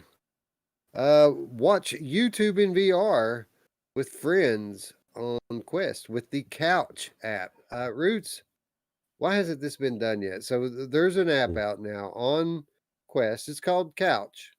And basically what it lets you do is watch YouTube. Well, we can already watch YouTube, right? Well, sure, but you can't with a friend until now. This is a free application, Roots, that gives you a very basic avatar, lets you sit on a very basic couch with one of your very basic friends and watch your very basic videos on YouTube. This is great, man. Like I want to check this out today. Yeah, this baffles me, Wes. And not in the way that most people would say, you would think, right? It baffles me because why does this app need to exist? Why don't they have this already for YouTube or anything? Netflix, we say it all the time. And this is for museums, amusement parks. Like if you're watching TV or a movie or YouTube, I mean, yeah, you're going to go by yourself. Well, maybe not the movie, most people, but you're going to enjoy it with other people, right? But not in VR. In VR, YouTube, you are isolated. If you want to go watch Hulu, you're isolated. Any of these things. And it kind of sucks, right? You kind of want to hang out with your friends and maybe you want to watch a podcast together, like the Virtual Strangers podcast. That would be cool, right? That would be kind of a little Virtual Strangers watching party. I don't know. There you go. Now, I don't know that this supports multiple players yet. But if I were them, if this works very well, that I would make that a buy up. This is a free app. on Quest, and it's probably not on the official store. It's probably App Lab or SideQuest or something. I didn't read through the entire article, but this is a great idea. And honestly, Roots, I think that what you're saying is really the lesson to take here. This should be part of the YouTube app, and it should be part of the Netflix app and the Amazon Video app and all of the HBO Max. They should all have their own little VR mode. And I think, Roots, as the metaverse establishes itself, that we are going to see more of this from the bigger companies. But in the meantime, we've got the developers like these guys here who are kind of taking care of our needs until the marketplace catches up. Well, hold on, Wes. People are screaming in the chat. Well, what about big screen, bro? Let me do this the whole time, man. That is true. I guess you could stream your YouTube in big screen and host it. That is true. That is true. You could stream YouTube in big screen. But I mean, when you think about big screen, it's kind of a different thing. The scope is much bigger, and it isn't exactly just as easy as going into big screen and sitting down with a friend, is it? Like, there's a bit of work involved with connecting with your friends in big screen, and even after you connect with them, there's a bit of work involved in being able to hear them, and then that's not to mention the fact that whatever it is you're watching, be it YouTube or whatever else. You're hosting that, and your bandwidth specifically can affect that, significantly. So there are. I mean, for that matter, you can go into Black Hole Pool and watch YouTube. You can go into VR Bowl, or I'm sorry, Forever Bowl, and watch YouTube. There are other applications that you can do this as well as a bunch of other things. But this is a free app that's dedicated just to this one thing. And I got to imagine that the simplicity of it is going to allow it to be much more seamless and run much better. Yeah, absolutely. I guess we'll find out, right? Check it out. Absolutely. I agree wholeheartedly. Like socializing is something that I use VR for frequently. So I guarantee you that this is something that I will be trying out. Like, I would expect that couch is something that I'm going to be able to put my dad in fairly easily. And, someone like him who doesn't have a lot of VR experience is going to be able to get in this thing and use it, where it would be a challenge to get him to go into big screen and configure it correctly and meet up with me and make it to my room. Like that would be, I would have to call him on the phone or start an Oculus party and talk him step by step through connecting. I imagine that that's not going to be the case here, but again, I haven't tried it yet, so it could be that I'm off base. Yeah, well, we know. I guess we won't know until we tried. And Scion has a good point. It says more options is always good, and I agree. We're always about options, and maybe you hate big screen. Maybe you can't stand the way that people can throw tomatoes at you. I don't know. There's weird things going on out there, West. But I think it's intriguing. I think it's good that they're thinking about this. And like you said, I think the biggest takeaway is why do these other apps not already offer it? Like Netflix or whatever. It should be standard. I agree in that, and hopefully that is that will become the new normal going forward. Yep. All right, that's going to wrap up this week's headlines and move us into the week's featured stories.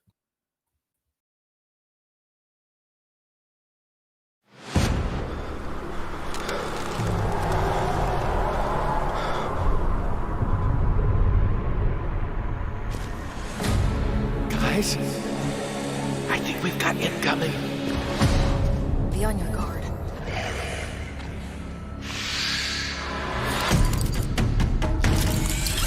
Let's go.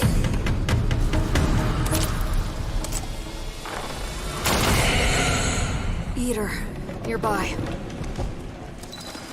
Get down! Incoming! Time to shine!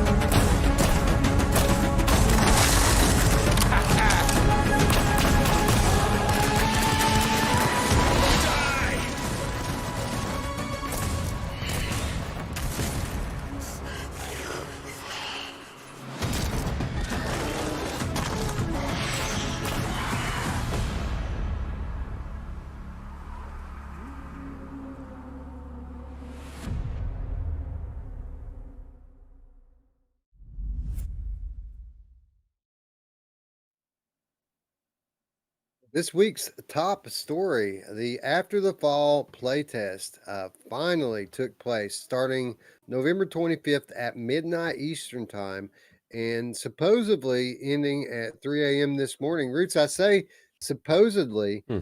because I was playing it at 3 a.m. Oh, And then really? I was playing it at 4 a.m. and at 5 a.m. and Oh, at 6 a.m. and at 7 a.m. I stayed up all night playing After the Fall last night. Um, and it never kicked me out, which I was just continually voting to retry the level, dying over and over again to that boss, making me pull my hair out. But I played this game all night last night, and it never kicked me out. For all I know, the thing could still be going on right now. oh, that's crazy, man. Well, I'll tell you what, it was an exciting time. It was definitely a cool play test.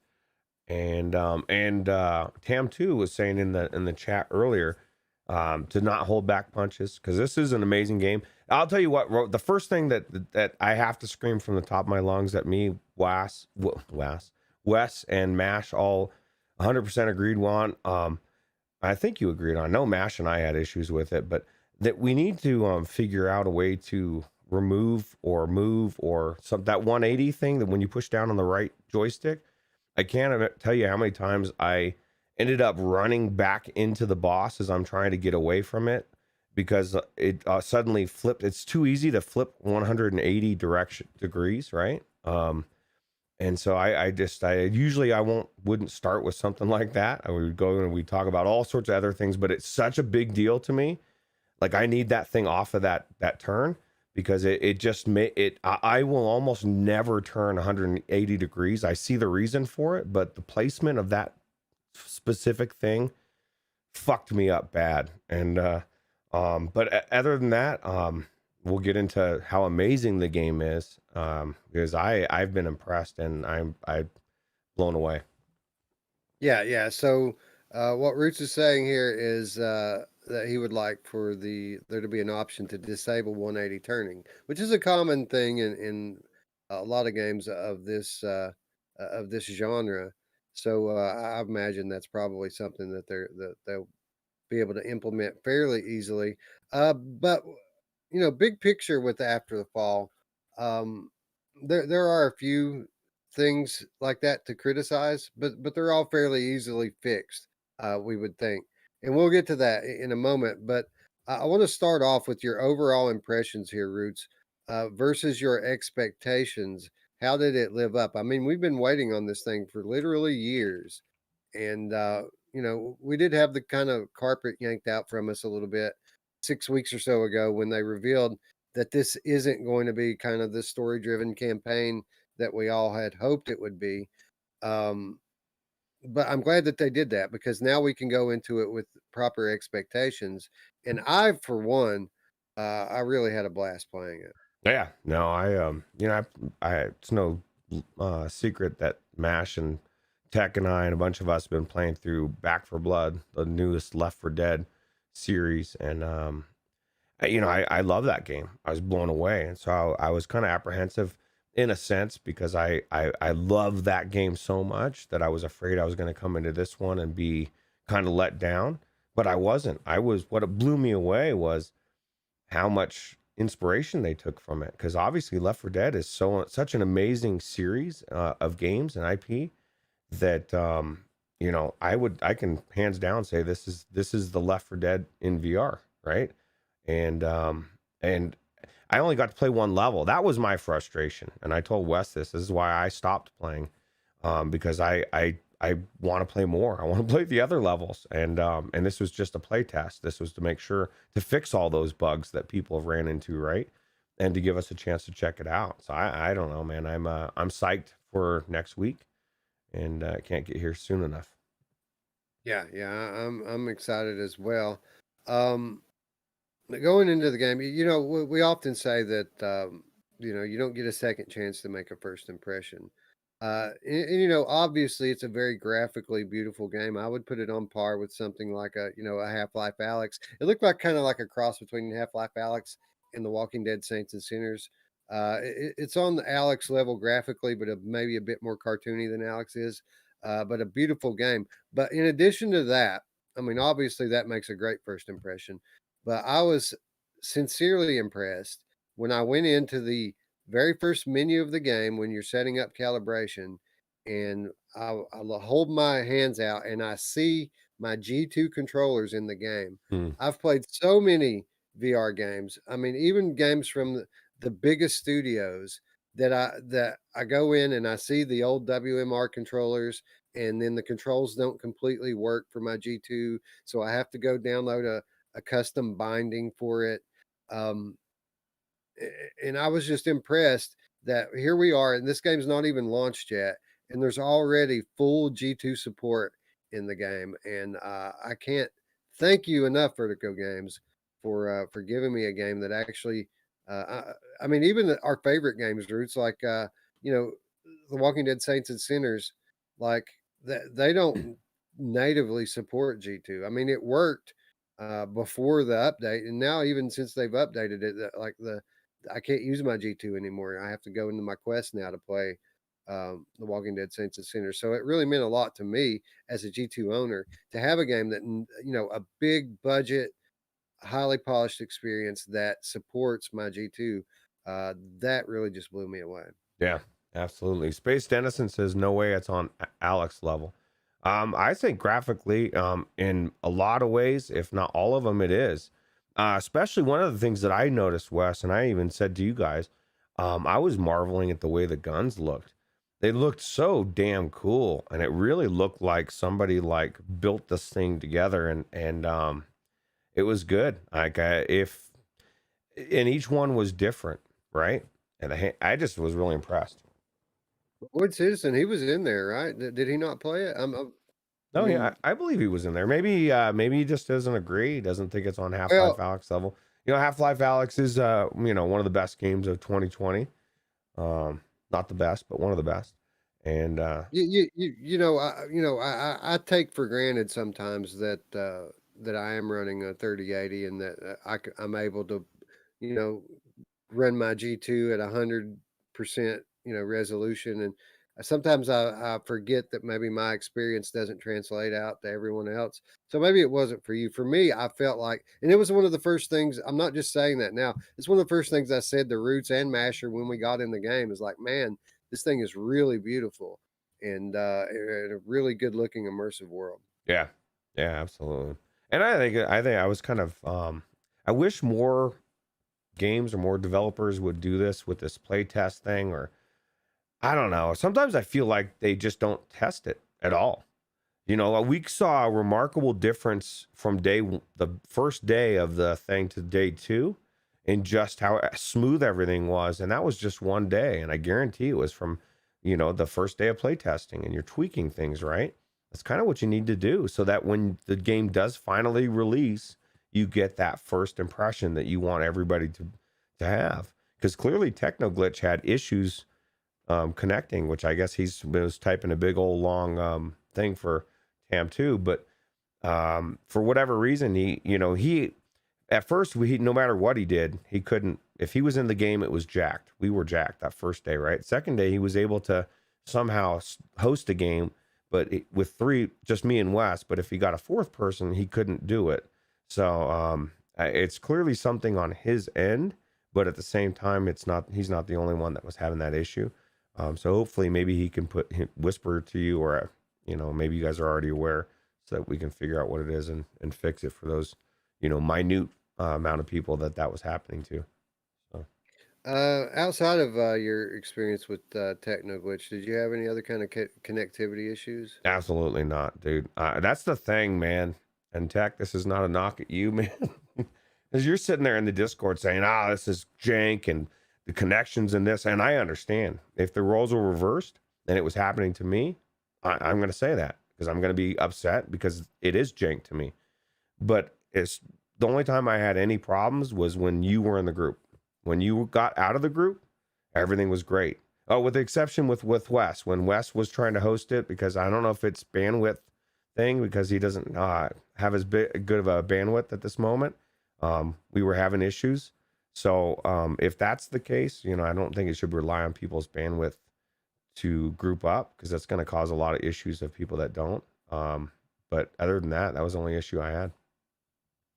Gameplay, extremely arcadey. Like this is about as close to the arcade gameplay loop as I've ever seen in VR.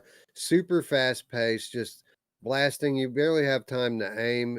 It's breakneck speed once these zombies start coming at you, and when you up the difficulty, it just multiplies that exponentially. I mean, some of the hordes on the master difficulty were just unbelievable. Like I couldn't believe how many of these things were on the screen at one time, and fast too, man. They get super fast.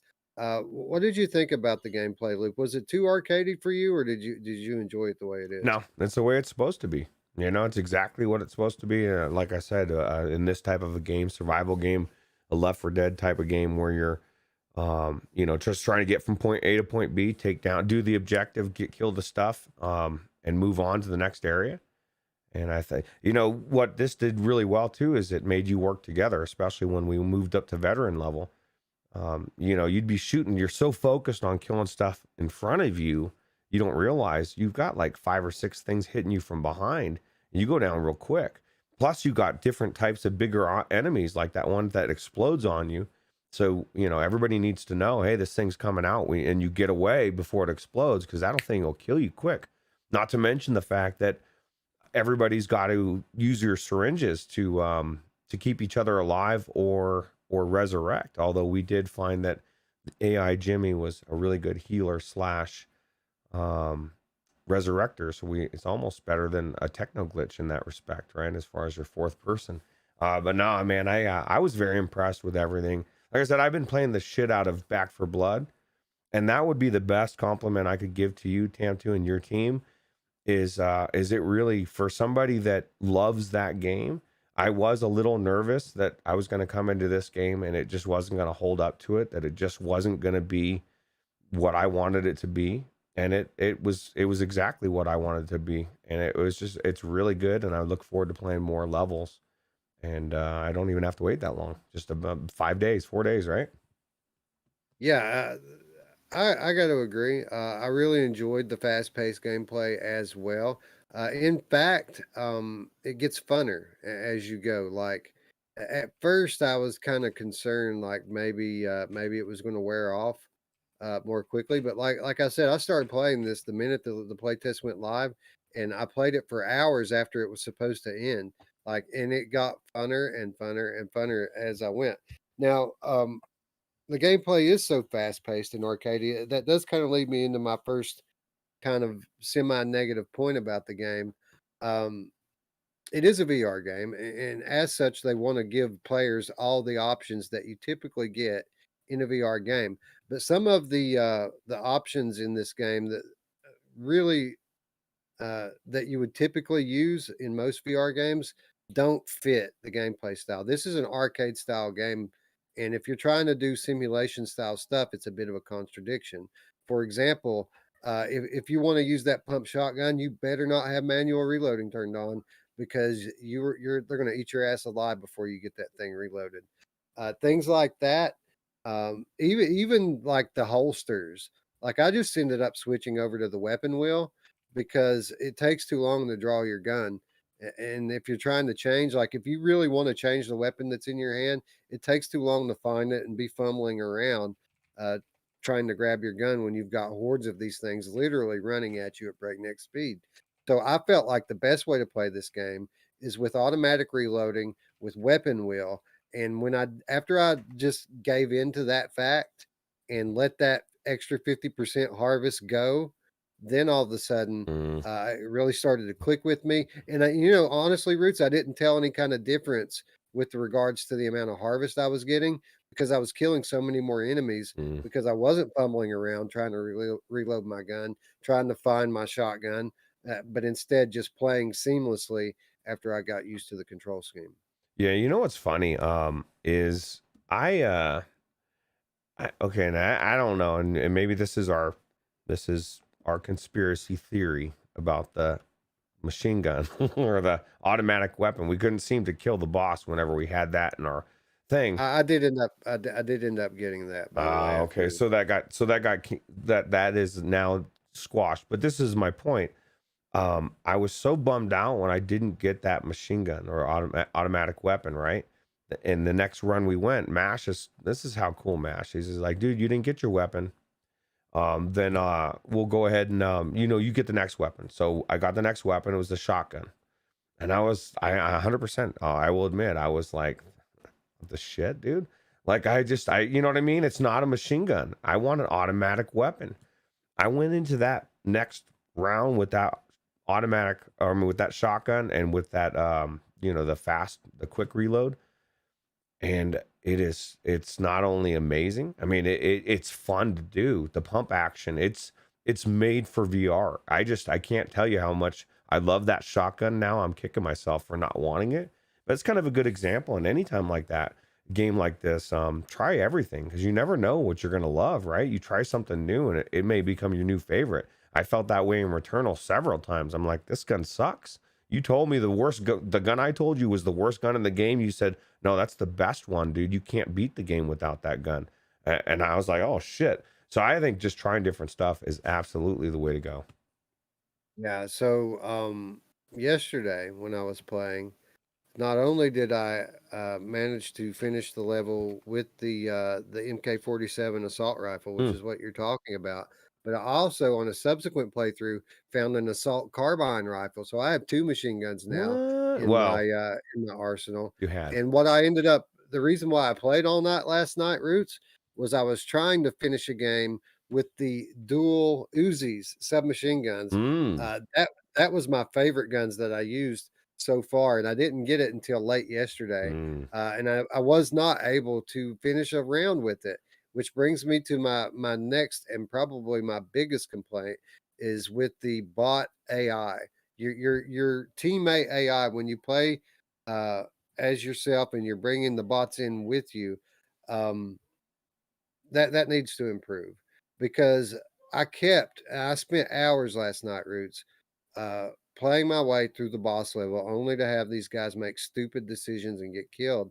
And they need to uh, they need to learn they need to be programmed such that uh, when you have a player go down, that all of a sudden becomes top priority, right? You have to get that player back up. This game is built around team-based play, and you have to keep your team standing. But so many times I would enter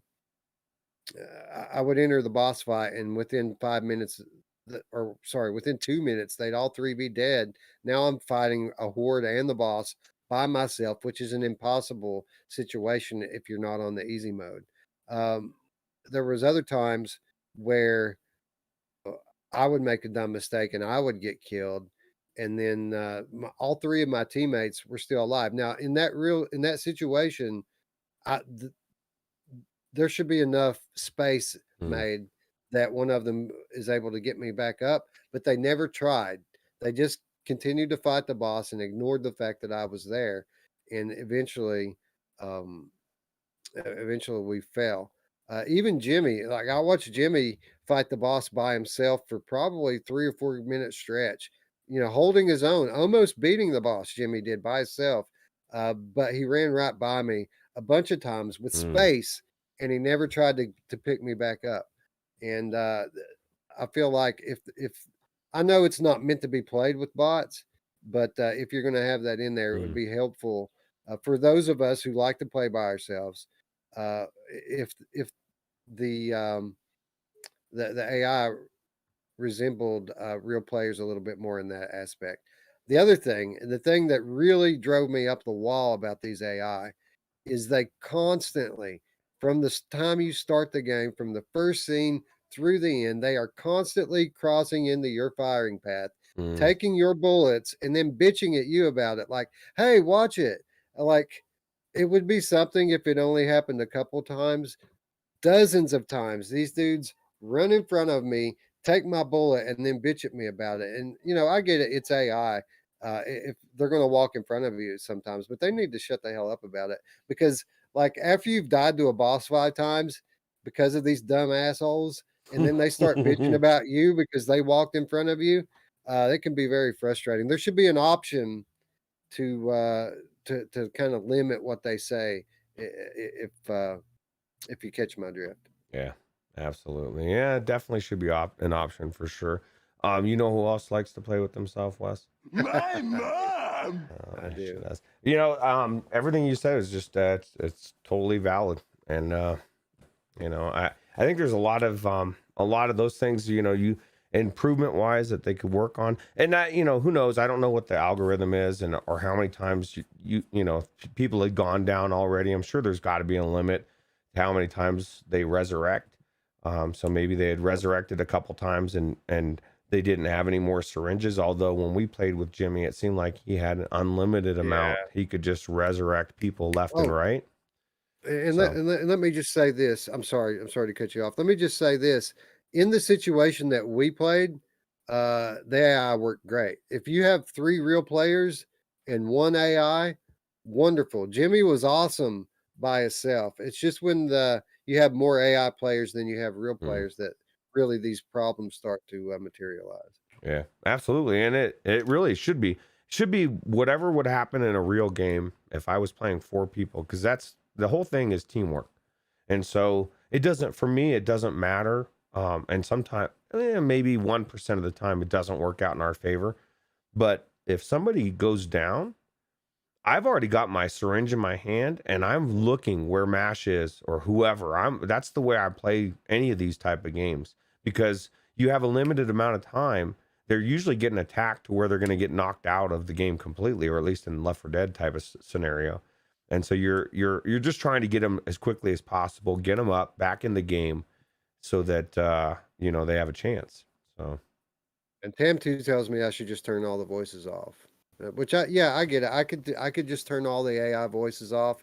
But if I do that, I'm putting myself at a disadvantage because oftentimes they're the ones who give you the vocal cue that another wave is Snowbreed. coming. Exactly. That's a pretty big part of the game, isn't it? That you're getting these vocal cues from the AI telling you, even when you're playing as the characters, you hear these things telling you, okay, here they come now.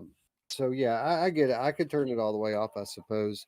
It was just something that I really found annoying uh, as the AI continually, time after time after time after time, jumped in front of my gunfire and then bitched at me about it. Anyway, Absolutely. overall, it's a nitpick, and I had a blast. Roots, when I go into Steam, uh, this is a 20-minute level, right? Well, let me just ask you this. Hmm. We have this 120 to 30-minute level, and we know that the game's coming. And it's going to launch with 5 levels, each playable with, I think, 4 or 5 different difficulty levels.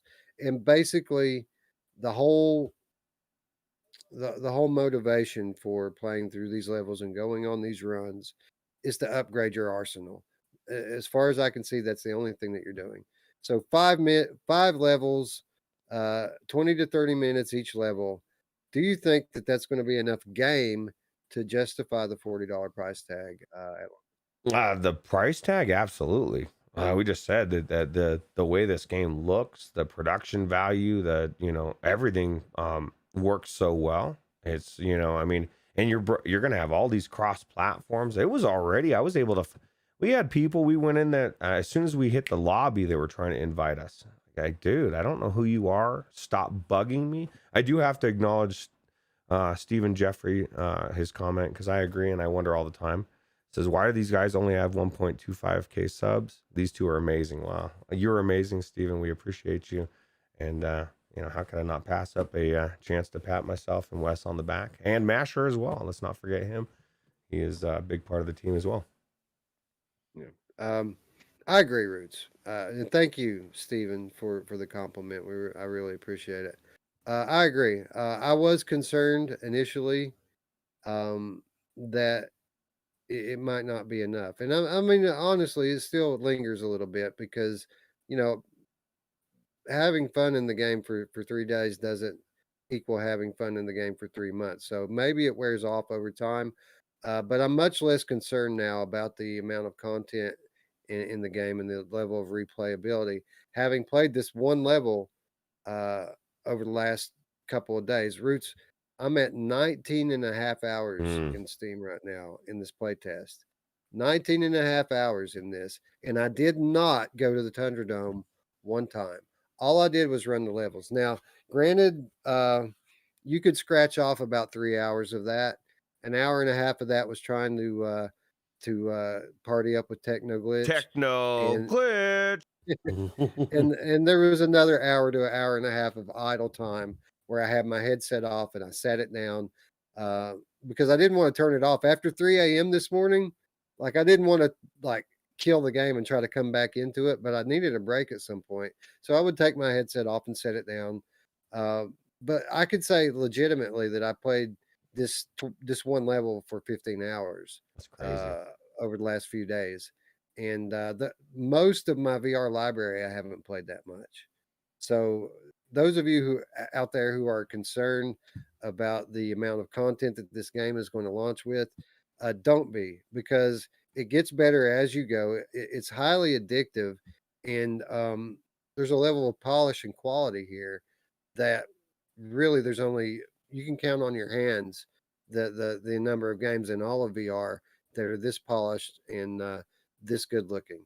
So in spite of our few nitpicks, I would say that my experience was overwhelmingly positive, and I can't wait for the 7th to get here. Yeah, absolutely. Tantu says, absolutely, content is key for them, and we'll plan to support the game for a good while, both PvE and PvP. So that's good to hear. Yeah, for sure. I'm hoping, and I've said this to my friends while we were playing. Like I feel like 7, 8 levels would be kind of the sweet spot here. I feel like if we had a good 8 levels to run, that that it would seem like a complete game to me. 5 does seem a little light, although I'm not going to complain, and I do fully expect after I play the 5 levels that I will be recommending the game, and that people buy it for the $40. Like, but again, it, it's difficult, Roots. And the next question that I'm going to ask you here, going into this, we kind of expected that this might be a candidate for our game of the year discussion during the 2021 show. Coming out of it, I feel like it still kind of is. Like I feel like this absolutely could end up being the game of the year this year, but I feel like it's unfortunate that the game is launching so late, because I honestly don't feel like a month is going to be enough time to judge ultimately how good this game is. I think that we're still going to have a lot of recency bias after playing this for a month.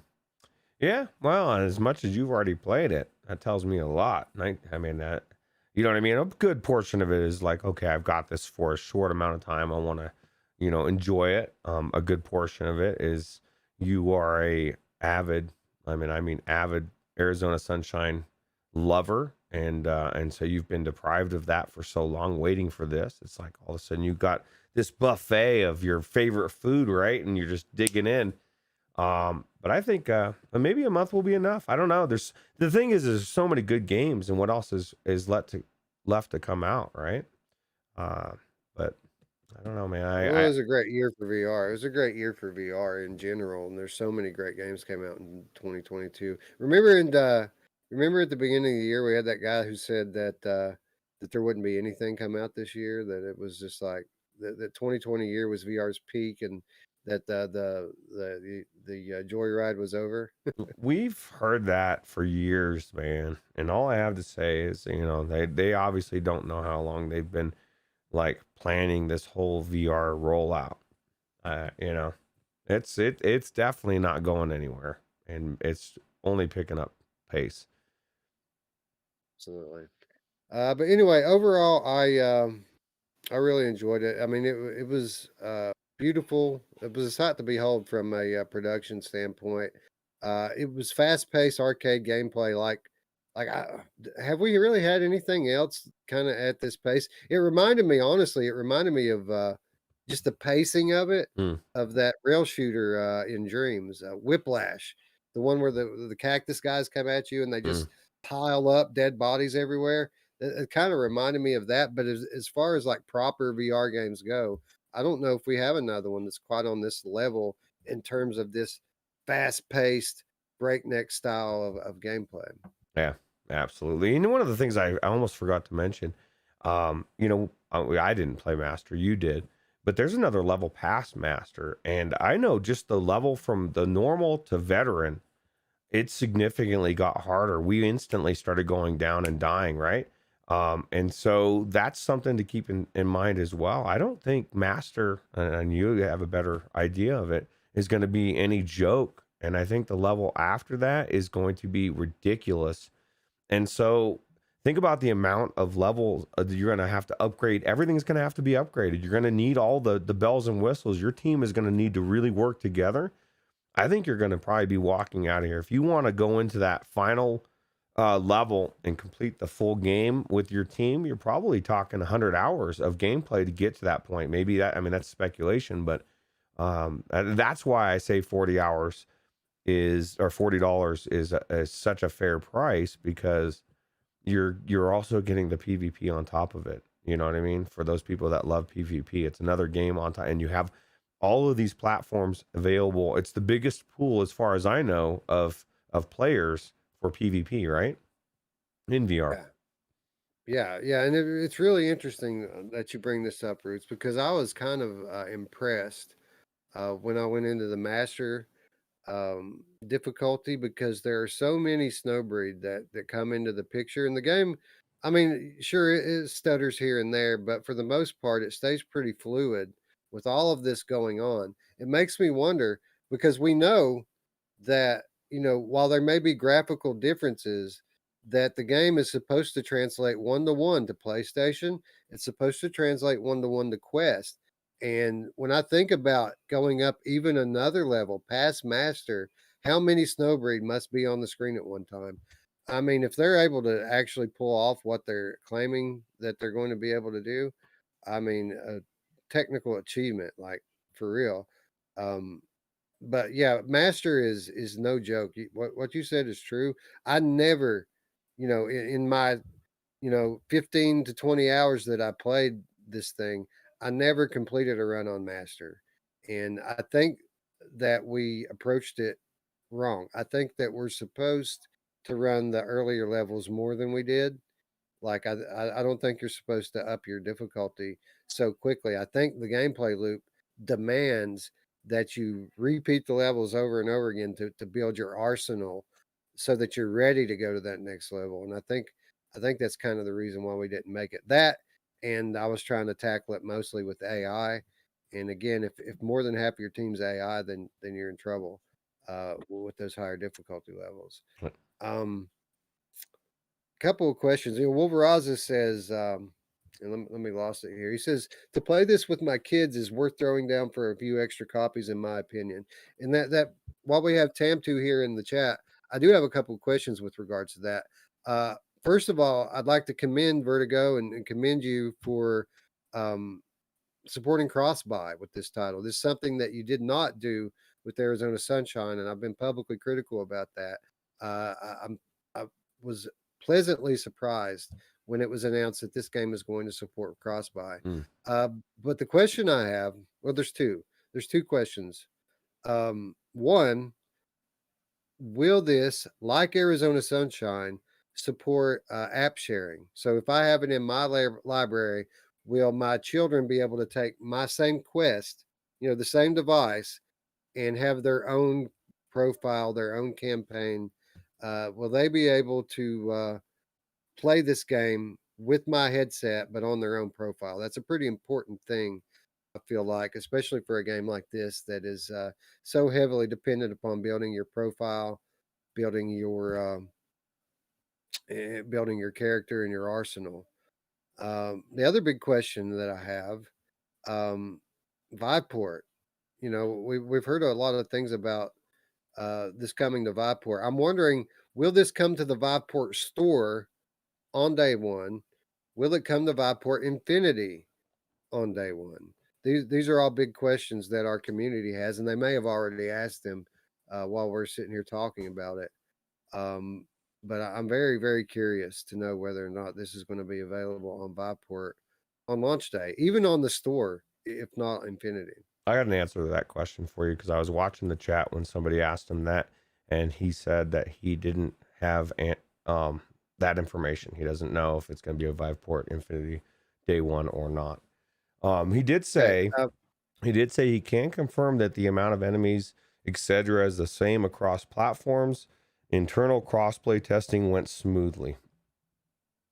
All right, and he also says that there may be matchmaking issues regarding that if players do not have their own Oculus account. So to clarify, with app sharing, it allows you to have up to 4 different users on your Oculus Quest, each with their own Facebook, Meta, Oculus account, whatever you want to call it. Everyone does have their own account. It just allows the game to be shared into their library so that they can have their own save. But if they go and play on a different headset, then it doesn't work. So I'm hopeful that the game supports it. I know Arizona Sunshine does, but I guess we'll find out soon enough. The other question that I wanted to ask you while I have you here is a lot of us are going to want to play this on multiple platforms. Like I'm going to want to play this on my Quest. I'm going to want to play this on my PlayStation so I can use the aim support, the aim controller rather. Is there going to be a way that we can sync our account across devices so that when I log into my PlayStation, I have my arsenal that I built up on PC or on the Quest? Is there going to be a way that I can take my 8-digit or 9-digit user ID into the game on the other platforms and log into the same user account? I'd be very curious about that. Yeah, that's a good question. One thing that I guess I alluded to in the opening that Mash and I were talking about, that we had questions about PlayStation VR. Like the aim controller is the big seller, right? But like most of the gun, I mean, what about the guns? I guess there's no handguns. I told him I'm assuming they're gonna have to. It's gonna have to be, maybe instead of handguns, they'll have another rifle or two or something else to offset that. And I guess there's no manual reloads either, right? You're gonna only be able to do quick reload with the aim controller. Yeah, you have to do quick. It'll be a situation similar to Sniper Elite, I imagine. And there may be a way if you want that you can like dual wield with the aim controller, something like that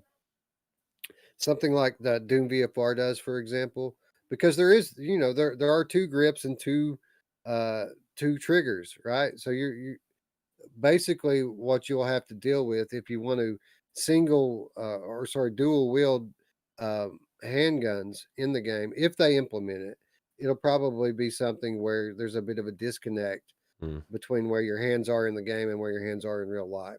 So you'll grab your pistols and you'll be like this in the game while you're like this in real life. So that's just a speculation on my part. I don't know, but they could go the Arizona Sunshine route, like you said, and have just all 2-handed weapons, and that'd be that. Yeah, absolutely. Two aim controllers, Tech says. That would be really weird. Or you could play with one aim and one move, right? Yeah. Who knows? Tam2 does say that cross save will not be in at launch, but they are working on a way to sync player data across the platforms if they own multiple copies. So that's good. That would be it'd be useful because I mean you're talking about a real time sync here with this game. Like the loop that they have created here is something that is going to take some investment from the player in terms of running and rerunning the levels to build up an arsenal. And it might be a bitter pill for a few people to swallow if they jump over to their aim controller and have to start from scratch. Or if they really love the game like me, they might really enjoy replaying all that stuff with the knowledge and experience that they've gained.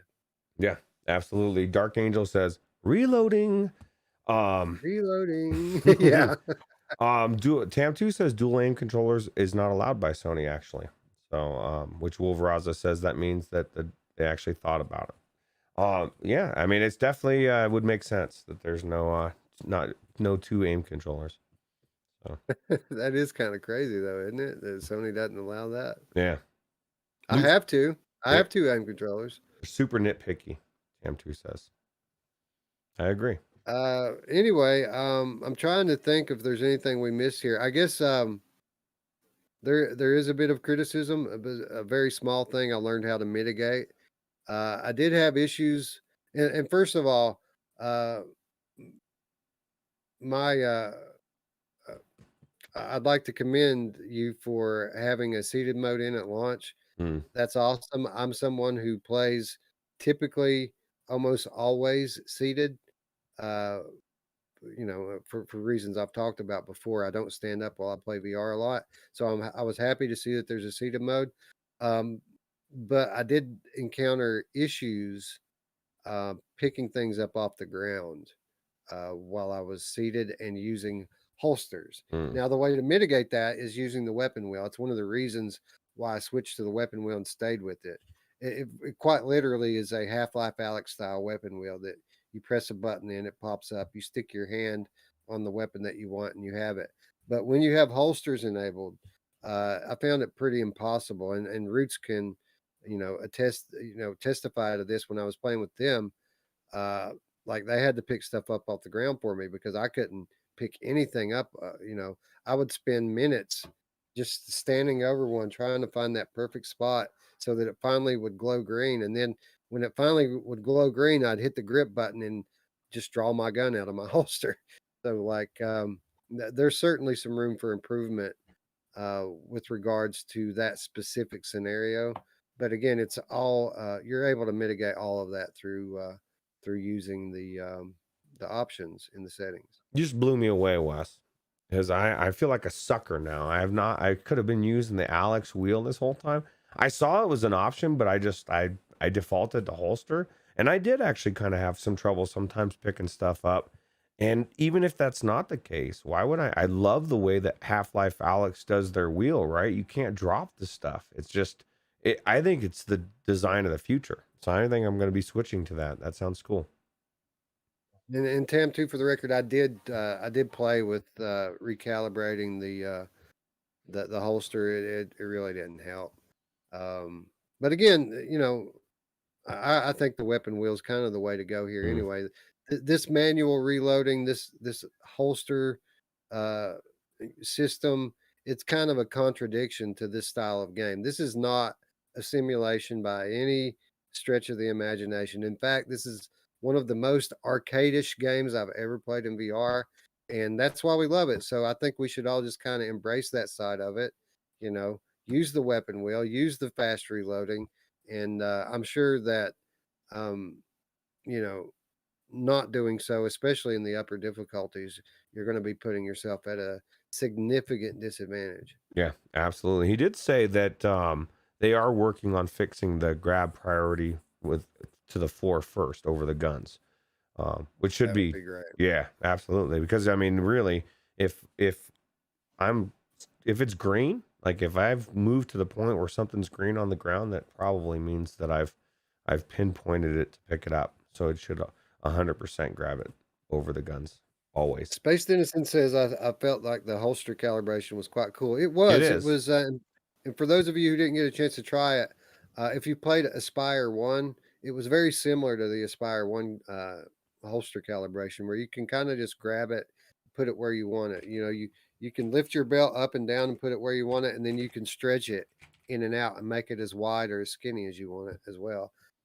Completely customizable.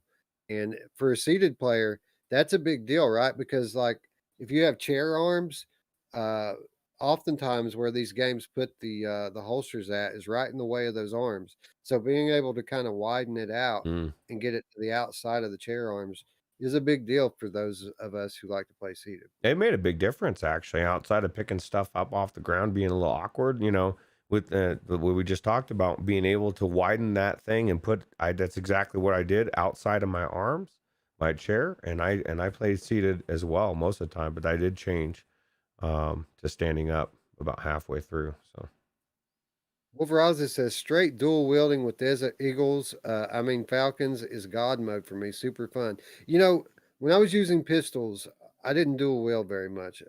I typically find that when I dual wield and try to use my left hand, it affects their accuracy on my right hand. Like Hmm. I aim less, and I find myself to be more effective just using a single pistol, Hmm. which is what I did most of the time when I was using it.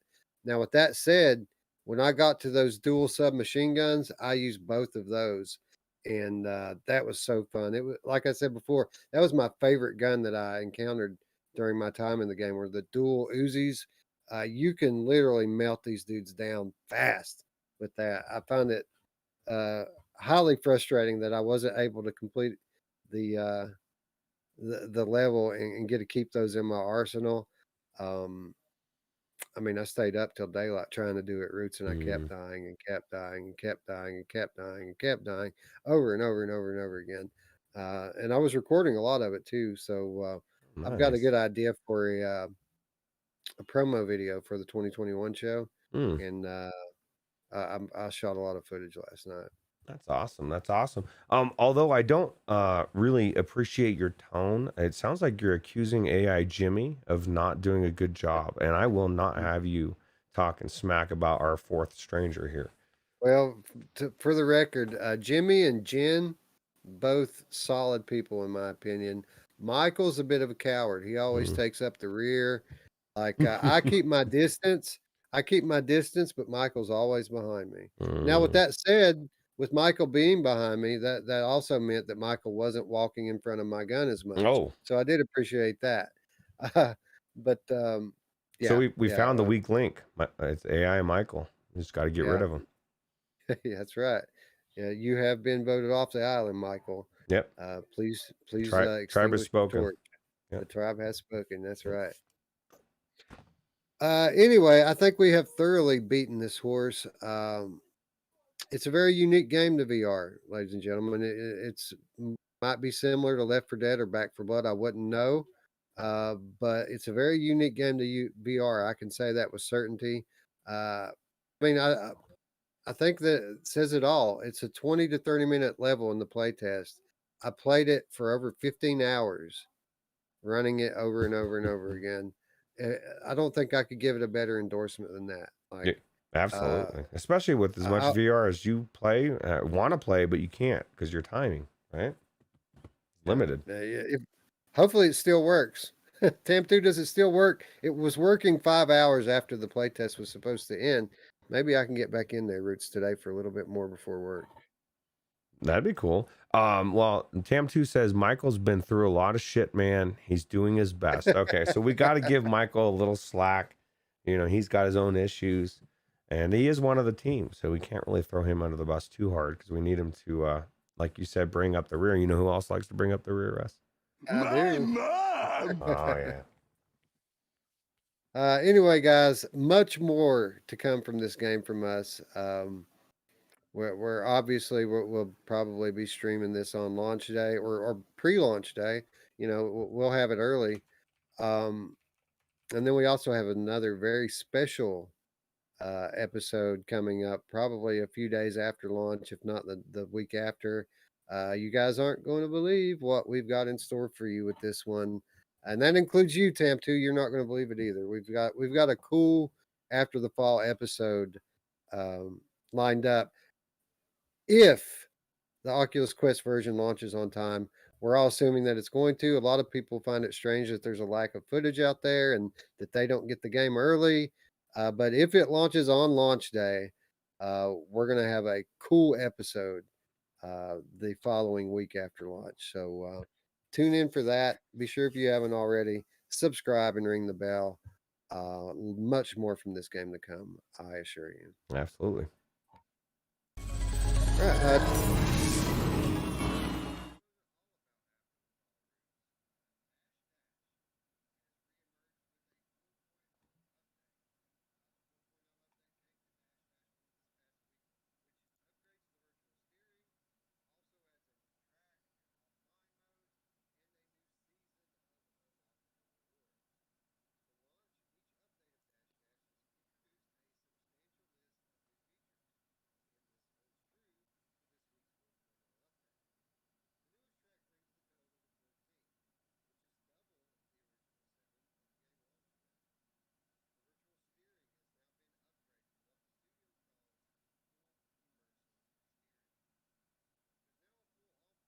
and 2 more difficulty levels Hold on. have been Sorry, added. man. Yeah, I guess there was no sound because I initially switched into the trailer, but you skipped over it, and then I didn't forgot to turn your sound back Oh, on. I forgot. That's my bad, dude. I forgot we were running trailers. Dude, I'm tired. I'm sorry. My bad. That's all right. I skipped the My one bad. earlier, so All right. Anyway, Dash Dash World. The 4.0 update came to Dash Dash World this past week, which upgrades the virtual steering and also adds a new track, an offline mode, and a new season of unlockable rewards. From launch, each update of Dash Dash has introduced a substantial list of new features, and this holds true for this week's 4.0 update. The newest track brings the total to 14, which is double the original 7 that the game launched with.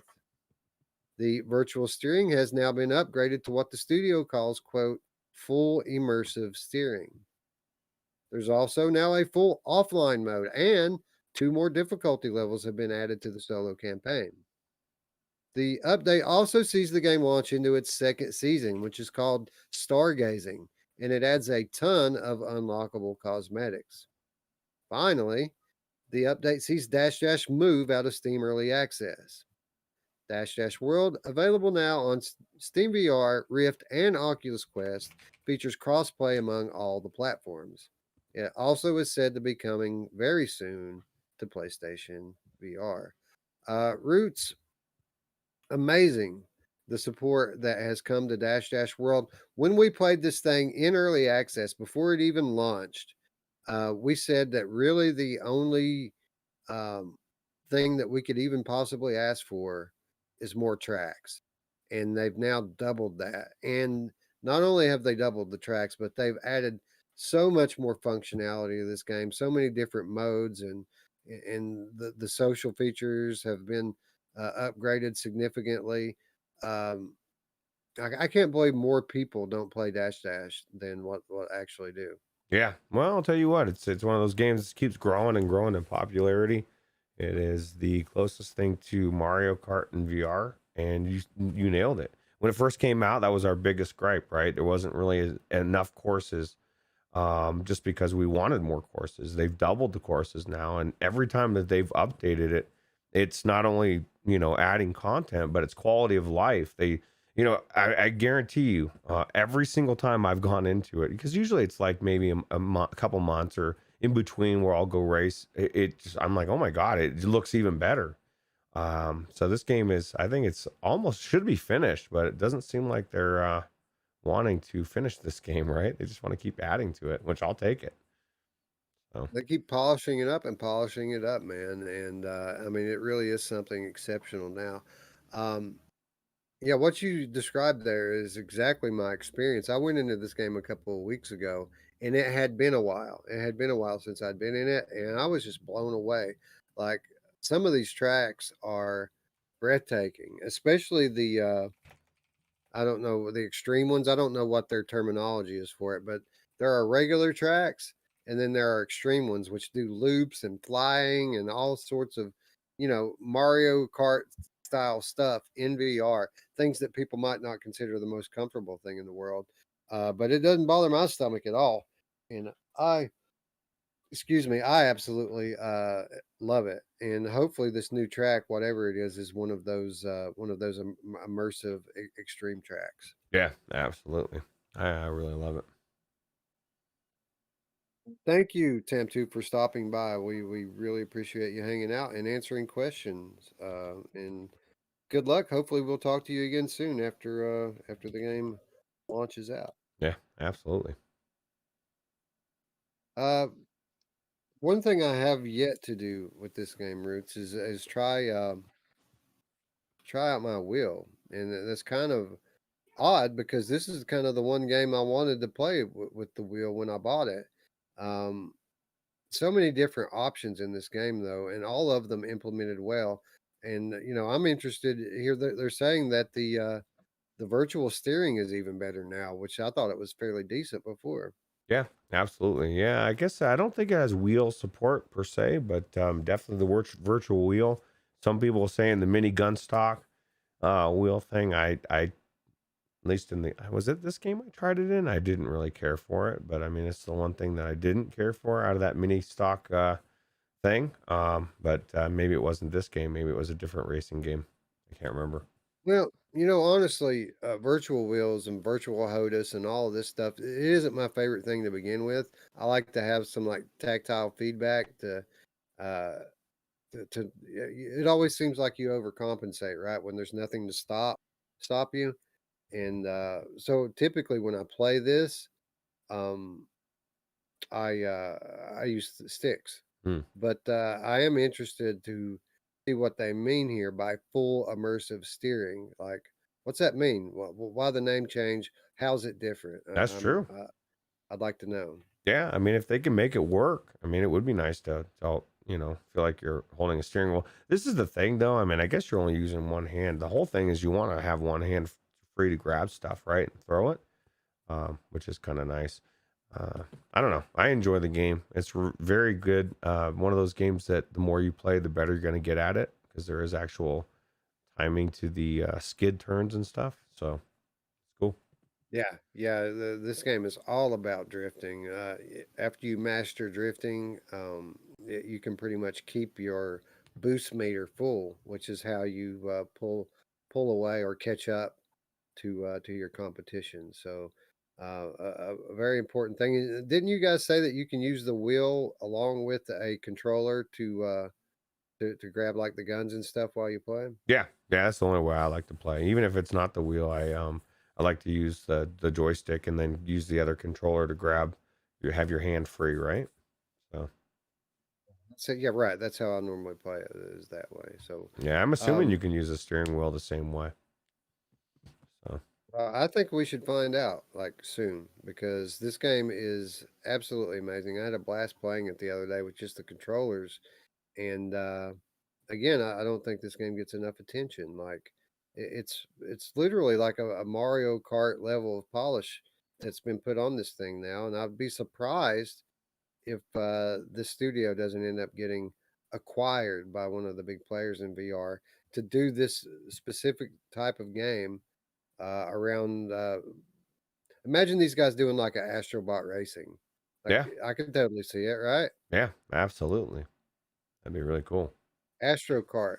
Touring carts has wheel support. Technoglitch says so. You could try that. Yeah, And touring carts, we didn't really, we kind of downplayed it a while ago, but it's kind of what we give other people crap for, Wes, all the time about the graphics being everything, right? This thing is amazing graphically and everything.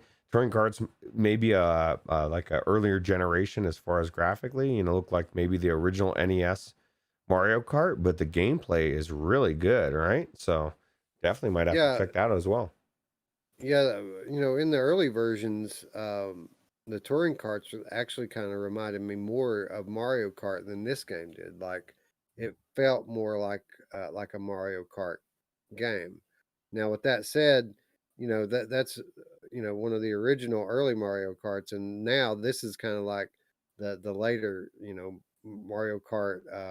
Any What is it? 64 version versus the Yeah, the NES. There's a big difference no, when that came this out. is like the Wii U version or the Switch version. Like it's a completely modern kart racer. True. Yeah, it's With really good. beautiful graphics, beautiful animations, creative weaponry, and a fun gameplay loop. Yeah. Or like GT says in this advertisement, immersive dashing. I agree. It's definitely amazing. Yeah. So definitely more to come on this one. If you guys haven't already, there's an invitation to our Discord down below. I can certainly see myself getting into this one very soon to try out the wheel support. Absolutely. Yes, sir. Bob trying to save us from Simplex in the comments. It says dash dash does have wheel support. So now Yeah, I I'm know. Yeah, conflicted. to be clear, I know Dash Dash has wheel support. What I was wondering is, do do I use do they have some other system built in to use the weapons other than you know driving with one hand, holding a motion controller in the other hand? Like this hybrid controller support's what I was curious about. Yeah, I know that you can use a wheel with it. Yeah, I've been aware of that for a while. Yeah. Anyway, yeah, looking forward to this one coming to PlayStation VR. Like, I feel like this might be a hit on console. I agree. I think it will as well.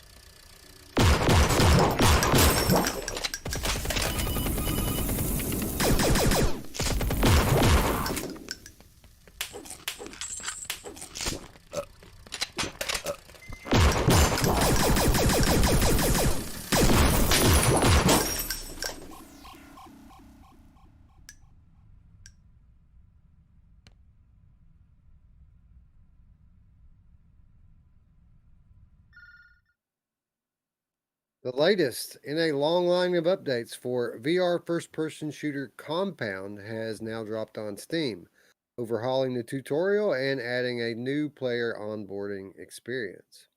Although the game is still listed as early access, it seems that a full release could be near. According to the patch notes on Steam, this update, quote, significantly improves the game for first time players, including an overhaul to HQ, shooting range, and tutorial.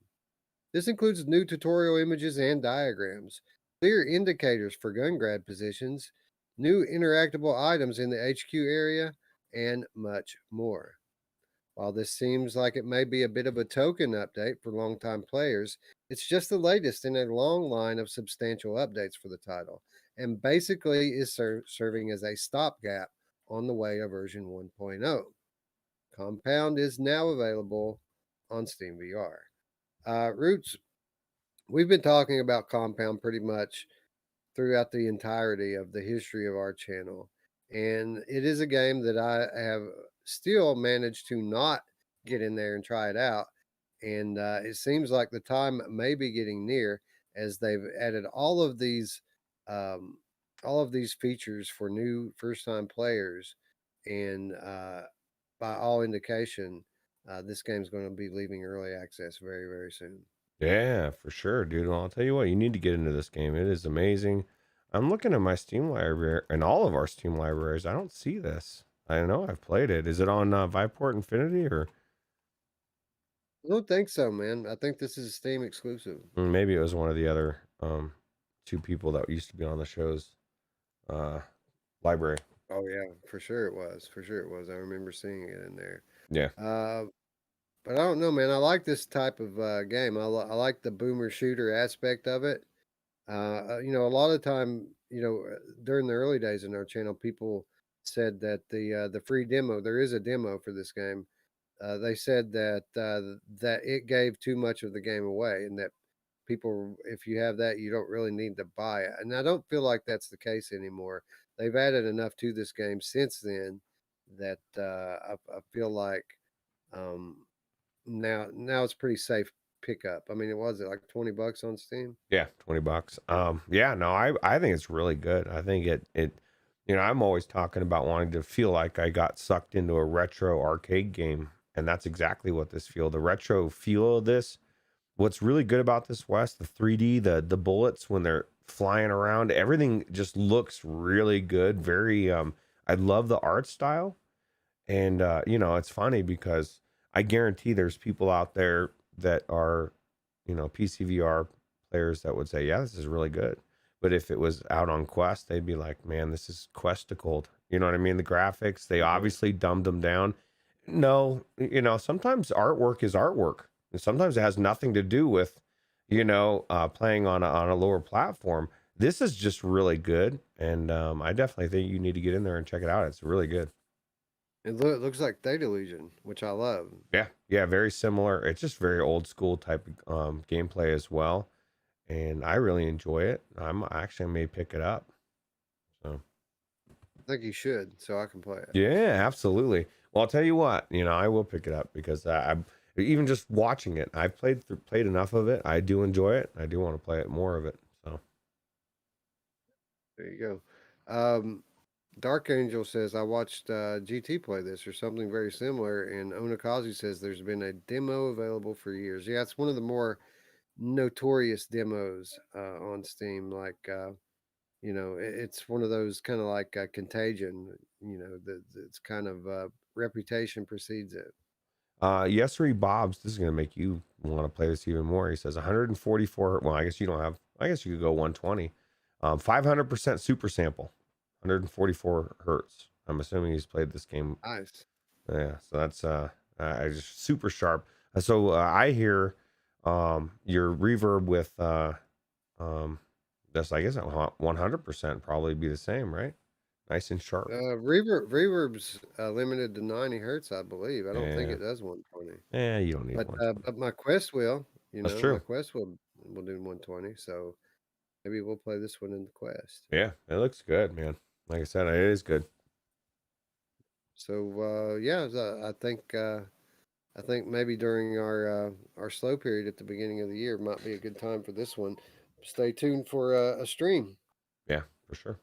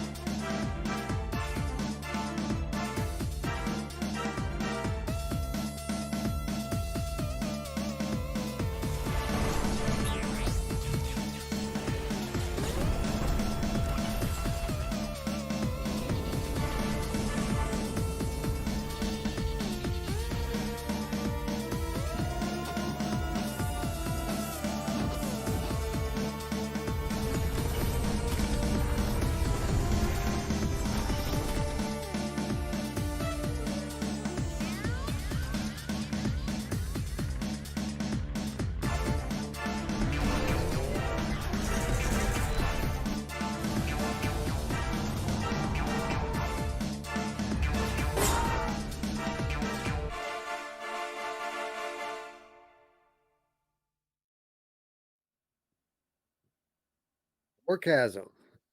Defective Penguin Games recently released their debut title, Warchasm, on the Oculus Quest. It was originally released on Steam last year, but it was recently updated to a new remastered version. The title, quote, pitches players against both enemies and the environment as they hurtle through chasms and underground passages of an alien world in a desperate bid for survival. Warchasm is a retro arcade style on rail shooter where you'll find yourself trying to survive by dodging obstacles and traps while taking enemies down along the way. The game features adrenaline fueled retro arcade action, a campaign mode fought out over multiple stages and worlds, intense end of level shootouts and boss battles, multiple treacherous locales, including space stations, volcanoes, and water worlds, an array of fiendish foes and vehicles sent to stop you at all costs, environmental hazards, and booby traps to test even the sharpest of reflexes, futuristic weapons, including ray guns, blasters, mortars, and quad missile launchers. Warchasm Remastered version also includes several changes that aim to improve the overall quality level of the game. The models in the games have been optimized and retextured. A reduced reliance on dynamic lighting improves performance on lower spec PCs and at the same time allows for higher quality particle effects and post effects. The game's difficulty has been rebalanced. 2 special weapons now unlock at an earlier stage. Shields regenerate faster, and ammo, health, and shield drops now occur more frequently. In addition to all of this, the game just feels more fluid now due to better pacing with regards to enemy spawns. Warchasm is now available on Steam VR as well as Oculus. App Lab or Meta App Lab Roots. Mm. Anyway, this game hit App Lab about 6 weeks, 2 months ago, something like that. And I've seen it in our library thanks to our friend Eric. Like we said earlier in the show, he's kind of on top of this stuff. What I didn't know at the time was that this game was so cool looking. I mean, this looks like some, you know, rush of blood action, even if it is a different aesthetic. This looks like it could be fun. 3D sewer shark in VR. So Onakazi says. I was thinking something similar. Like, it's funny because people will like trash this, and not everybody, but some people will. But they'll, the same. Maybe they're past it now, but there was a day when everybody had a tablet or on their phone, and they were doing Subway Runner and all of that stuff. Right? There's a reason why people like it. It's not that hard, not simplistic to some extent, but this is minecarts. This is like getting to it's mixing a lot of things in there, right? Somebody, I think Wolveraza said something about Indiana Jones, kind of with the minecart. You got, you're shooting all these enemies, kind of like a Space Invaders type of thing. It just looks super cool to me, and I guess you're actually leaning, right? You're actually leaning in your space to dodge this stuff and to make the car move, I think. But it looks really cool. Yeah, Wolveraza says that tilting and ducking makes it like pistol whip a bit. Mm. So even though it is a rail shooter, it's not, it's not a hard rail. Like you do get a little bit of maneuverability and movement to it. A lot of people look at the words rail shooter as kind of like bad words in VR these days. I disagree. I feel like there's a lot of bad rail shooters out there. But if you get a good one, it's one of the best things to play in VR. A good rail shooter, a good wave shooter is just mindless fun that you can burn through time in. Yeah, absolutely. It's because of those bad ones that people have a bad taste in their mouth about it, right? They're like literally think of those rail shooters. When you say rail shooters, their mind thinks of those crappy ones, right? And I said this last week, and I'll say it every time a rail shooter or anything comes up that's being overplayed, which rail shooters is one of them for sure. It needs to be unique. It needs to think outside the box if it wants to succeed, because nobody wants another rail shooter. This one You know what we need, Roots? What's that? We need a rail shooter rhythm game that you use to shoot zombies. That's what we need. We need a zombie Mix it all zombie up. rhythm game rail shooter. Yeah, there we go. Hell yeah, dude. Horror too. Really, really scary zombies. But just having just thinking outside the box, and this one absolutely does. This is unique, and I think of rail shooters. This is kind of like you're going on a ride at the same time, right? That's one of the things that was coolest, at least for me, when I used to go to the big arcade games like Disney World or Disneyland when I was a kid, actually, rather. Or the ones that you get to ride in, you getting into an actual machine and it just felt like you were in it, right? Well, now you are in this thing. You are going through this area on minecart shooting things that are trying to attack you. And people say, rail shooter. I think it looks amazing. I think Wolveraz is right on the money. He says a shooter is a shooter, and if it's done well, I like it. And I agree with that wholeheartedly. It's hard to mess up shooting in VR. Yeah. House of Dead. There were so many good shooters, right, that I would pump quarter after quarter into. And this one looks cool. Technoglitch says it looks better than Yuki. Well, I'll tell you what. MASH died a little bit inside Tech. You just killed about 2% of MASH's heart. And I don't know. I don't know if it looks different. I really love Yuki. Dude, Yuki's really good. Very polished bullet hell experience. Yep. I don't know, man. You think you're going to get in and try this one out? It is in our library. I do want to try it out, actually. When we first talked about it, like you said, I was like, even when you talked about it kind of in the Discord, I don't know, you probably hadn't really watched the footage too much either. You were like, something about it just being like minecart or I saw that. It's that minecart thing. It looked, whatever you said, I can't remember. And I thought the same thing. And then now watching it, I think I definitely am going to check it out. I think I will as well. All right. Well, that's going to wrap up the week's featured stories and bring us into our reminders. And we do have stuff out this week, ladies and gentlemen. We do indeed.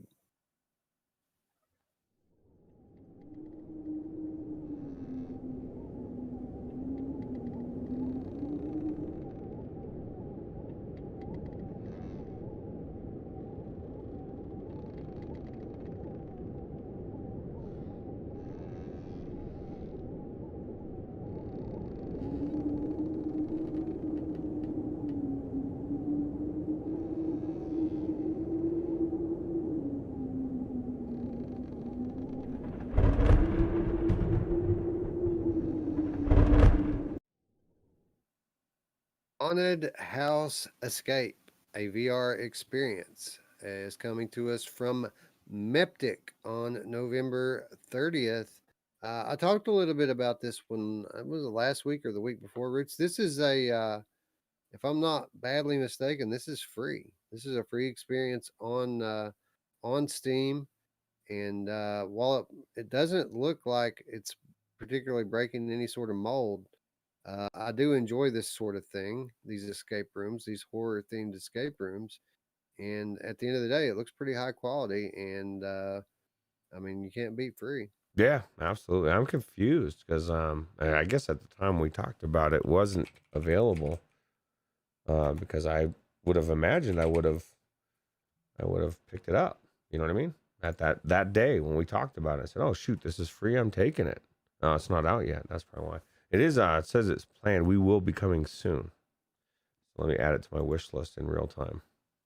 Yeah, November 30th, according to VR Focus website. So just what, 2-3 more days? Yeah.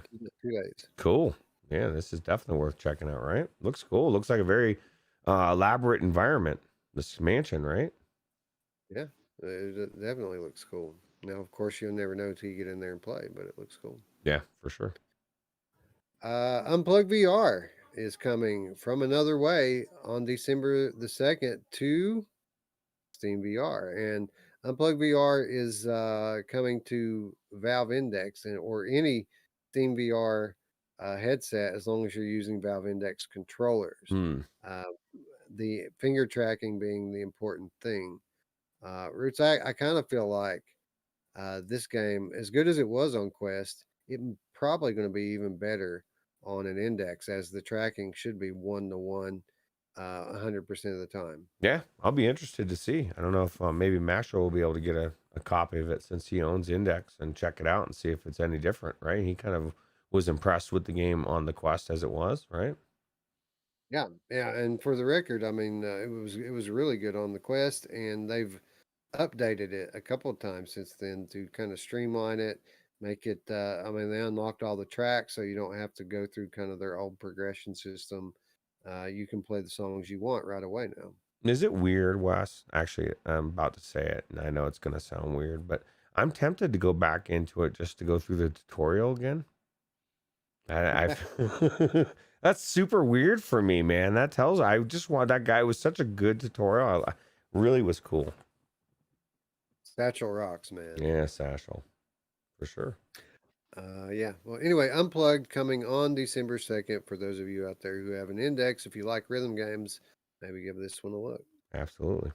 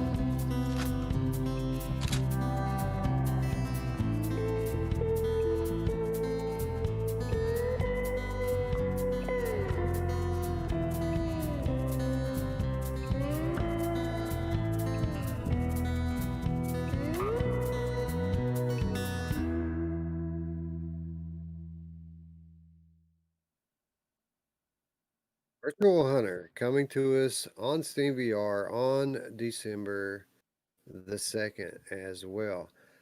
Roots, when Dad was in this past week, I turned him on to real VR fishing on his Oculus Quest, which he is enjoying. Um, but after he got into that game for a little while, the very next thing he came back to me with is there a hunting game? Can I hunt in my headset? And my only answer to him was Song in the Smoke. But there's so much more going on there than just hunting. Like you can hunt in that game, but I mean you have to eat, you have to find shelter, you have to do all this other stuff. There are no real pure hunting games on Oculus Quest, and I'm kind of surprised that really this is the first legit hunting game that we've had in VR period. Like what's taking these guys so long? I don't know. It's funny because I didn't even know this game was coming out, that it existed.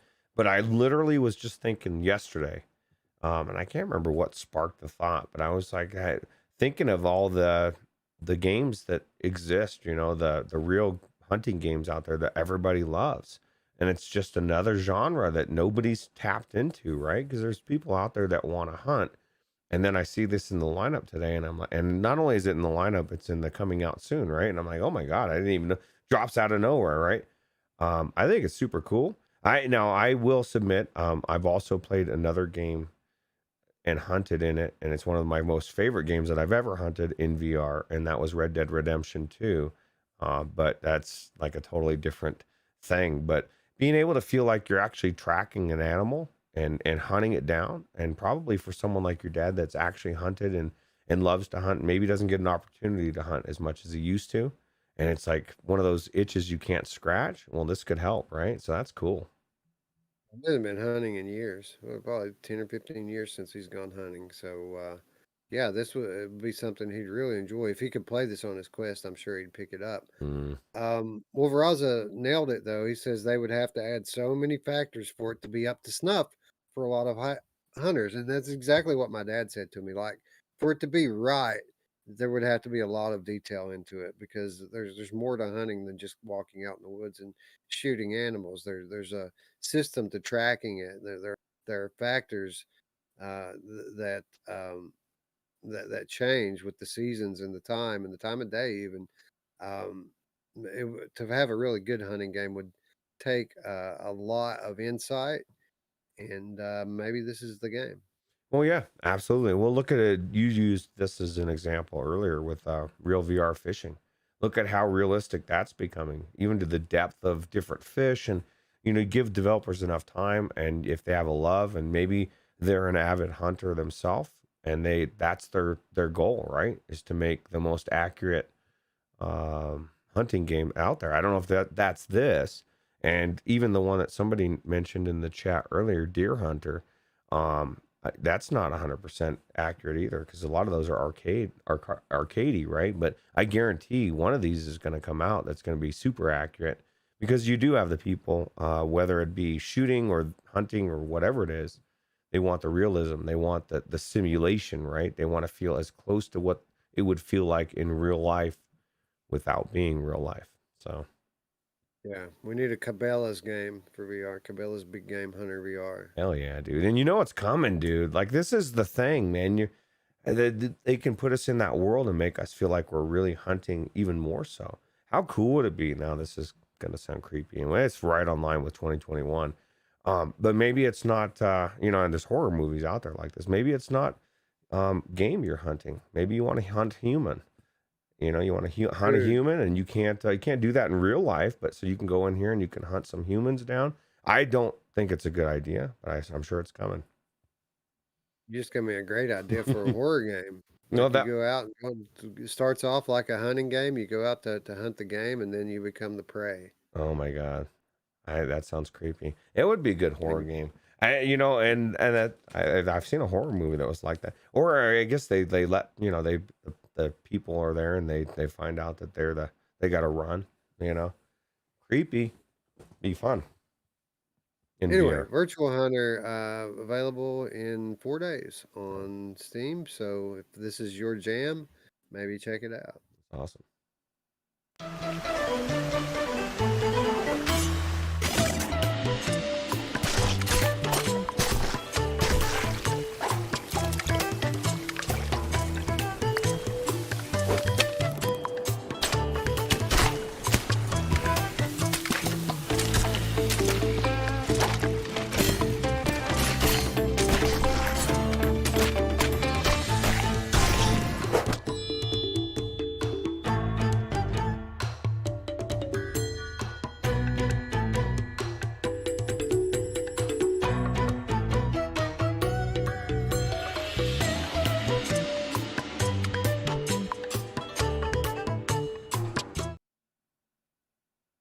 Roots, the sequel that nobody asked for, is now a reality. Fruit Ninja VR 2 coming from Half Brick Studios into early access on December the 2nd. I can't wait to not play this. Yeah, I was just telling you during the trailer that this is the sequel that we didn't know we needed, right? Or like you said, didn't ask for. I don't know. I'm sure there's people out there that love Fruit Ninja. I never played it, never was really interested in slicing fruit. But yeah, it's an early title. I guess I was playing other stuff like Edge of Nowhere and some Right, other cool games, you know. So I don't know. right. You know, in all fairness, I'm sure that it's quite fun. It's an arcade game. It's a very popular one. I'm sure that it's very fun. Probably VR the best version of it, as is the case Hmm. with most games. Um, with that said, I mean, I wonder what the new one offers that the first one didn't have. I'm sure there's newer mini games. Was there a bow and arrow in the first one? I see that. See, that's I don't Um, know, man. Let us know in the chat or in the comments exactly what was Fruit Ninja because I never played it, but it looks like a game your kids would really like, right? they used to when they were really little. My Mm. daughter used to love Fruit Ninja at the arcade, so Oh, she okay. probably would dig this. And Fruit Ninja 2, I'm sure the fruit are super realistic now and more beautiful. Super high detailed, and they're just amazing. I would imagine there's got to be maybe weapons added, or maybe there's some kind of special fruit. Looks like you got a little bit of Beat Saber going on in there. You got some water. You got, I don't know what the water has to do with anything, but it definitely looks graphically cool, and it looks like it would be something that would be entertaining. I guarantee if this is on Viveport Infinity and we actually tried it, we'd probably come out saying this is actually pretty cool. It's just not something that I gravitate towards right off the bat, right? Fruit Saber, that's what they need to make. Space Dennison has a good point. Fruit Ninja gets sequel before Super Hot. Well, I think Super Hot's still selling, so that's probably why. As soon as people stop Yeah. buying Super Hot, then we'll get Super Cold. Yeah, I agree with the sentiment, though. Like, come on, guys. It's about time for that super hot sequel. Yeah, absolutely. All right, that wraps up the week's releases and brings us into the Viveport report. There are new Viveport Infinity titles this week, Roots, including Zombieland, Headshot Fever, Hinge has finally came out of the coming soon category, and brand new puzzle game, Gravitational, also available. That's So, crazy. as is always the case, the very strong Infinity library gets even stronger. That's crazy. That's insane. Hinge is a perfect one, man. Like, you're just like, do I want to check it out? Do I not want to check it out? They said it was cool, but it's kind of expensive. I don't know. I think it went down a little bit in price, right? Definitely worth it. Actually, all three of those are really good additions for sure. Gravitational, I think, is like a perfect example of a game I wouldn't buy, but I might play now that it's available with Infinity. Like, I might check this out actually. Yeah, I think I will too. It looks cool. Yeah, certainly. Uh, and then we get to the wish list review segment where we ask all of you to do your part. Take just a moment with us here to do your part to support the developers out there by wishlisting an app or reviewing one. Uh, both ways give the game a much needed boost in visibility and also allow the developers to get crucial feedback from the community, whether it be in the form of a review or in the form of prospective interest from the buyer in the form of a wish list. So I don't know, Roots. What we got? Like Warchasm we have in our library already. I'm going to wish list Compound, I think is what I'm going to do this week. I just did Haunted House VR. I think Compound's probably on my list already. Let me check. That's kind of curious now. My wish list. Yeah, 1999. But if you don't have anything that you need to put on your wish list right now, just take a moment and pick one of your favorite games and go give it 5 stars. Yeah, Because, and like Wes said, it doesn't even have to be an elaborate review. Just say play this game, and then 5 stars, thumbs up. Yeah, we did a couple of reviews in recent weeks on the show here, right in real time. Just took a minute. Didn't take very long at all. Wolvie says Fruit Ninja's on Viveport. I'm assuming you say it in its Infinity, but that not the new one. The new one is what we're talking about, man. That looks like super, super advanced. I still don't know what the difference is. I'm sure there's differences, but yeah, like more realistic fruit, and then like I'm sure they have like durian fruit and kiwi, like all types of new fruit to slice. I want some tropical fruit. Grapes, like expert mode could be grapes. Yeah, sour grapes. Yeah, because it's really small, right? Right. Yeah. Anyway, be sure to let us know in the comments down below what you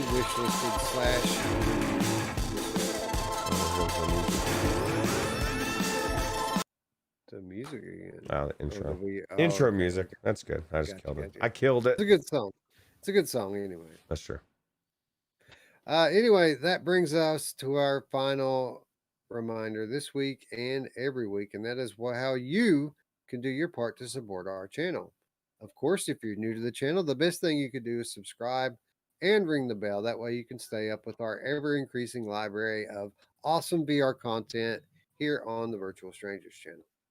Now, maybe you want to do a little bit more. Maybe you want to help us produce some of this content and increase the quality level of the content that we have been producing all along.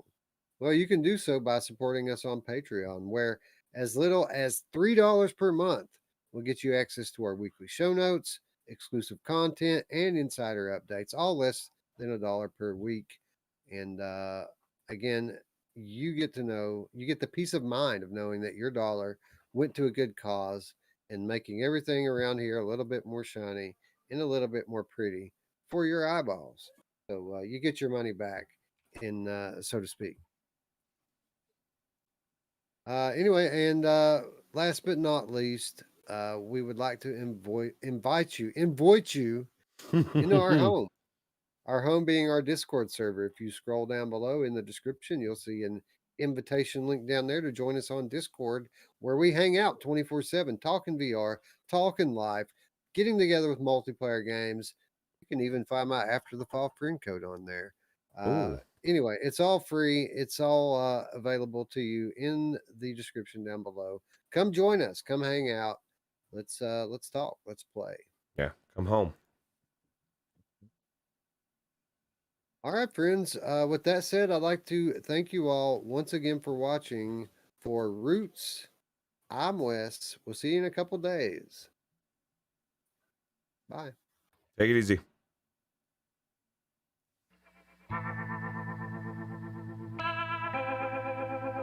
There's no more additions, right?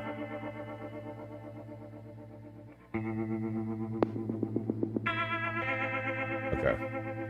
Okay, cool.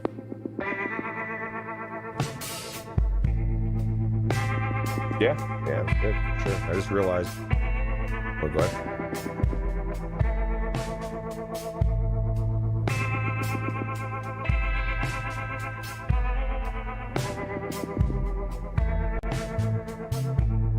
I think we did justice, and I think we, it's good to actually, it's really good that he's there, because that's why I hit that thing right off the bat. He said it, and, don't sugarcoat it. And he was saying at the beginning of the show. So I was like, okay, well, I'll just write it. It's not even that big a thing, but this is my biggest gripe. Oh, hey.